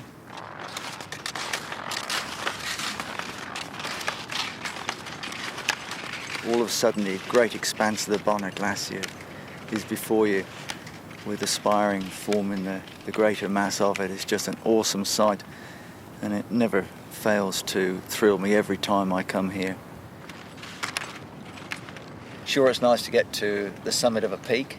Sure, it's nice to climb a hard route, but the actual environment is really what it's all about. I suppose one of these days I'll be restricted physically to just valley walks, and that's all right too. Nothing wrong with that. The mountains will still be here, the views will still be there, and I think the pleasures of my memories and will be always with me. Mountaineering is just a fantastic thing to be doing.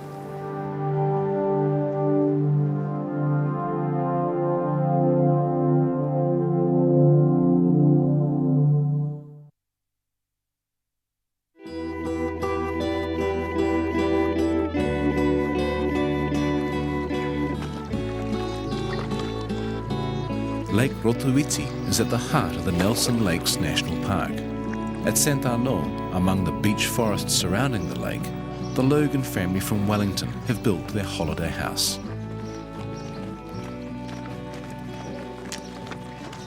Hugh Logan, as Director General of the Department of Conservation, is the senior custodian of New Zealand's natural heritage. My personal philosophy for that is that the wild places of New Zealand are incredibly important to all of us, individually, as communities and as a nation.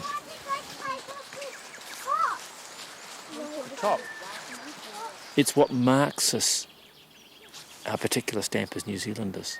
We are a people of the beach, the forest and the mountains. We're a people who are imbued with a sense of the importance of a natural setting.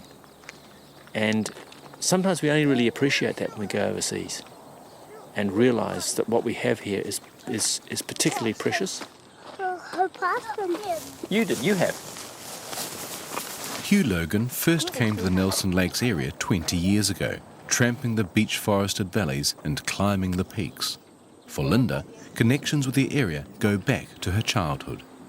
It's such a beautiful lake, and we're so fortunate that the lake surrounds are basically unaltered. There are no buildings coming obtrusively down to the edges. Do you want to look, Claire? Yep. And the other thing, I guess, is the simplicity of living here and being self-sufficient when you go into the mountains, so that you realise that you don't need all the things we have at home, basically, to live and have a good time. I've been coming up here for a long time, since I was a small child. My parents brought me up here with my sister, and we picnicked and camped a lot and did all the walks around the lake. And since then I've come back as an older person, tramping and doing longer trips around the mountain ridges, and we've been really fortunate being able to bring our children back here. What's that shine?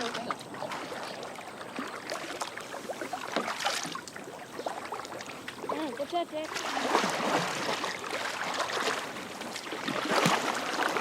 We run out and then a big turn.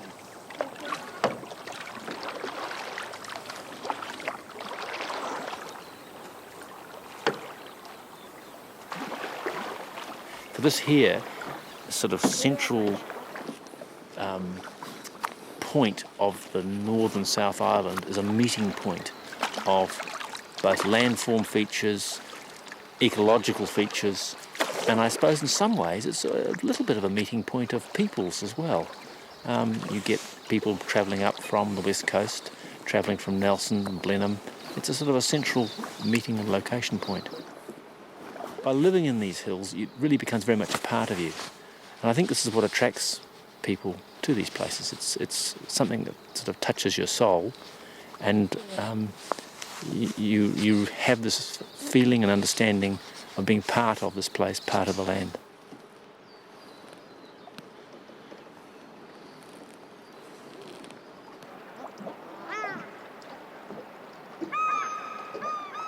New Zealand is one of the last untouched places on the face of the planet. There are only two other places in the world that have the same sort of ecological settings as New Zealand, and they're Madagascar and Hawaii. Now you ask, why have I said ecological settings? Because they're ecological settings that have essentially evolved without major human disruption. And these three places have only felt the tread of human feet for anything from 1,500 to 1,000 years. And that's just a snap in time. And that makes those three places distinctly different from the rest of the planet. Everywhere else, the big continental systems have had humans beings there for tens, hundreds of thousands of years. And they have changed those landscapes. But here in New Zealand, yes, it's been changed dramatically in many places, but much of it is still in what you'd call a semi-original condition. And I think we have the opportunity to look after it for the future and to pass it on not only to our children, our children's children, but to the future, and particularly, I think, important for the future of the planet.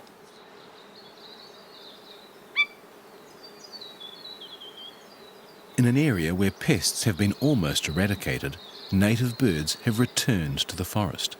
The dawn chorus is led by the endangered kaka.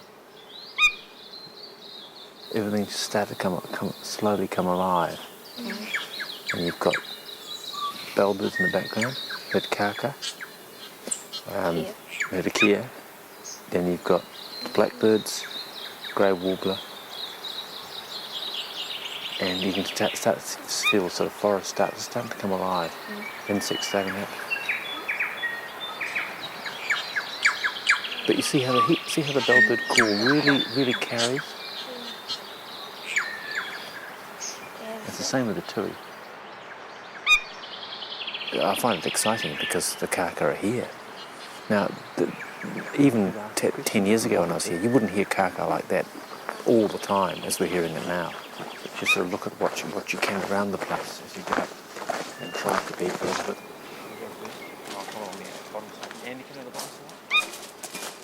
It's the mixture of the lake, the mountains and the forest.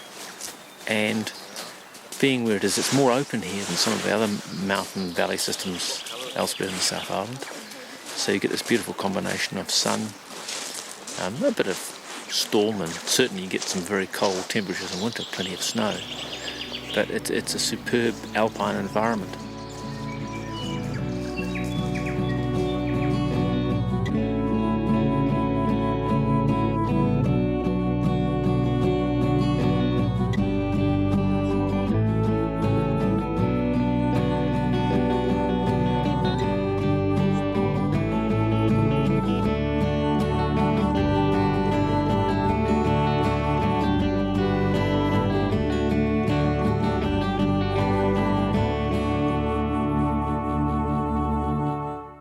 This program was made with funding from New Zealand On Air.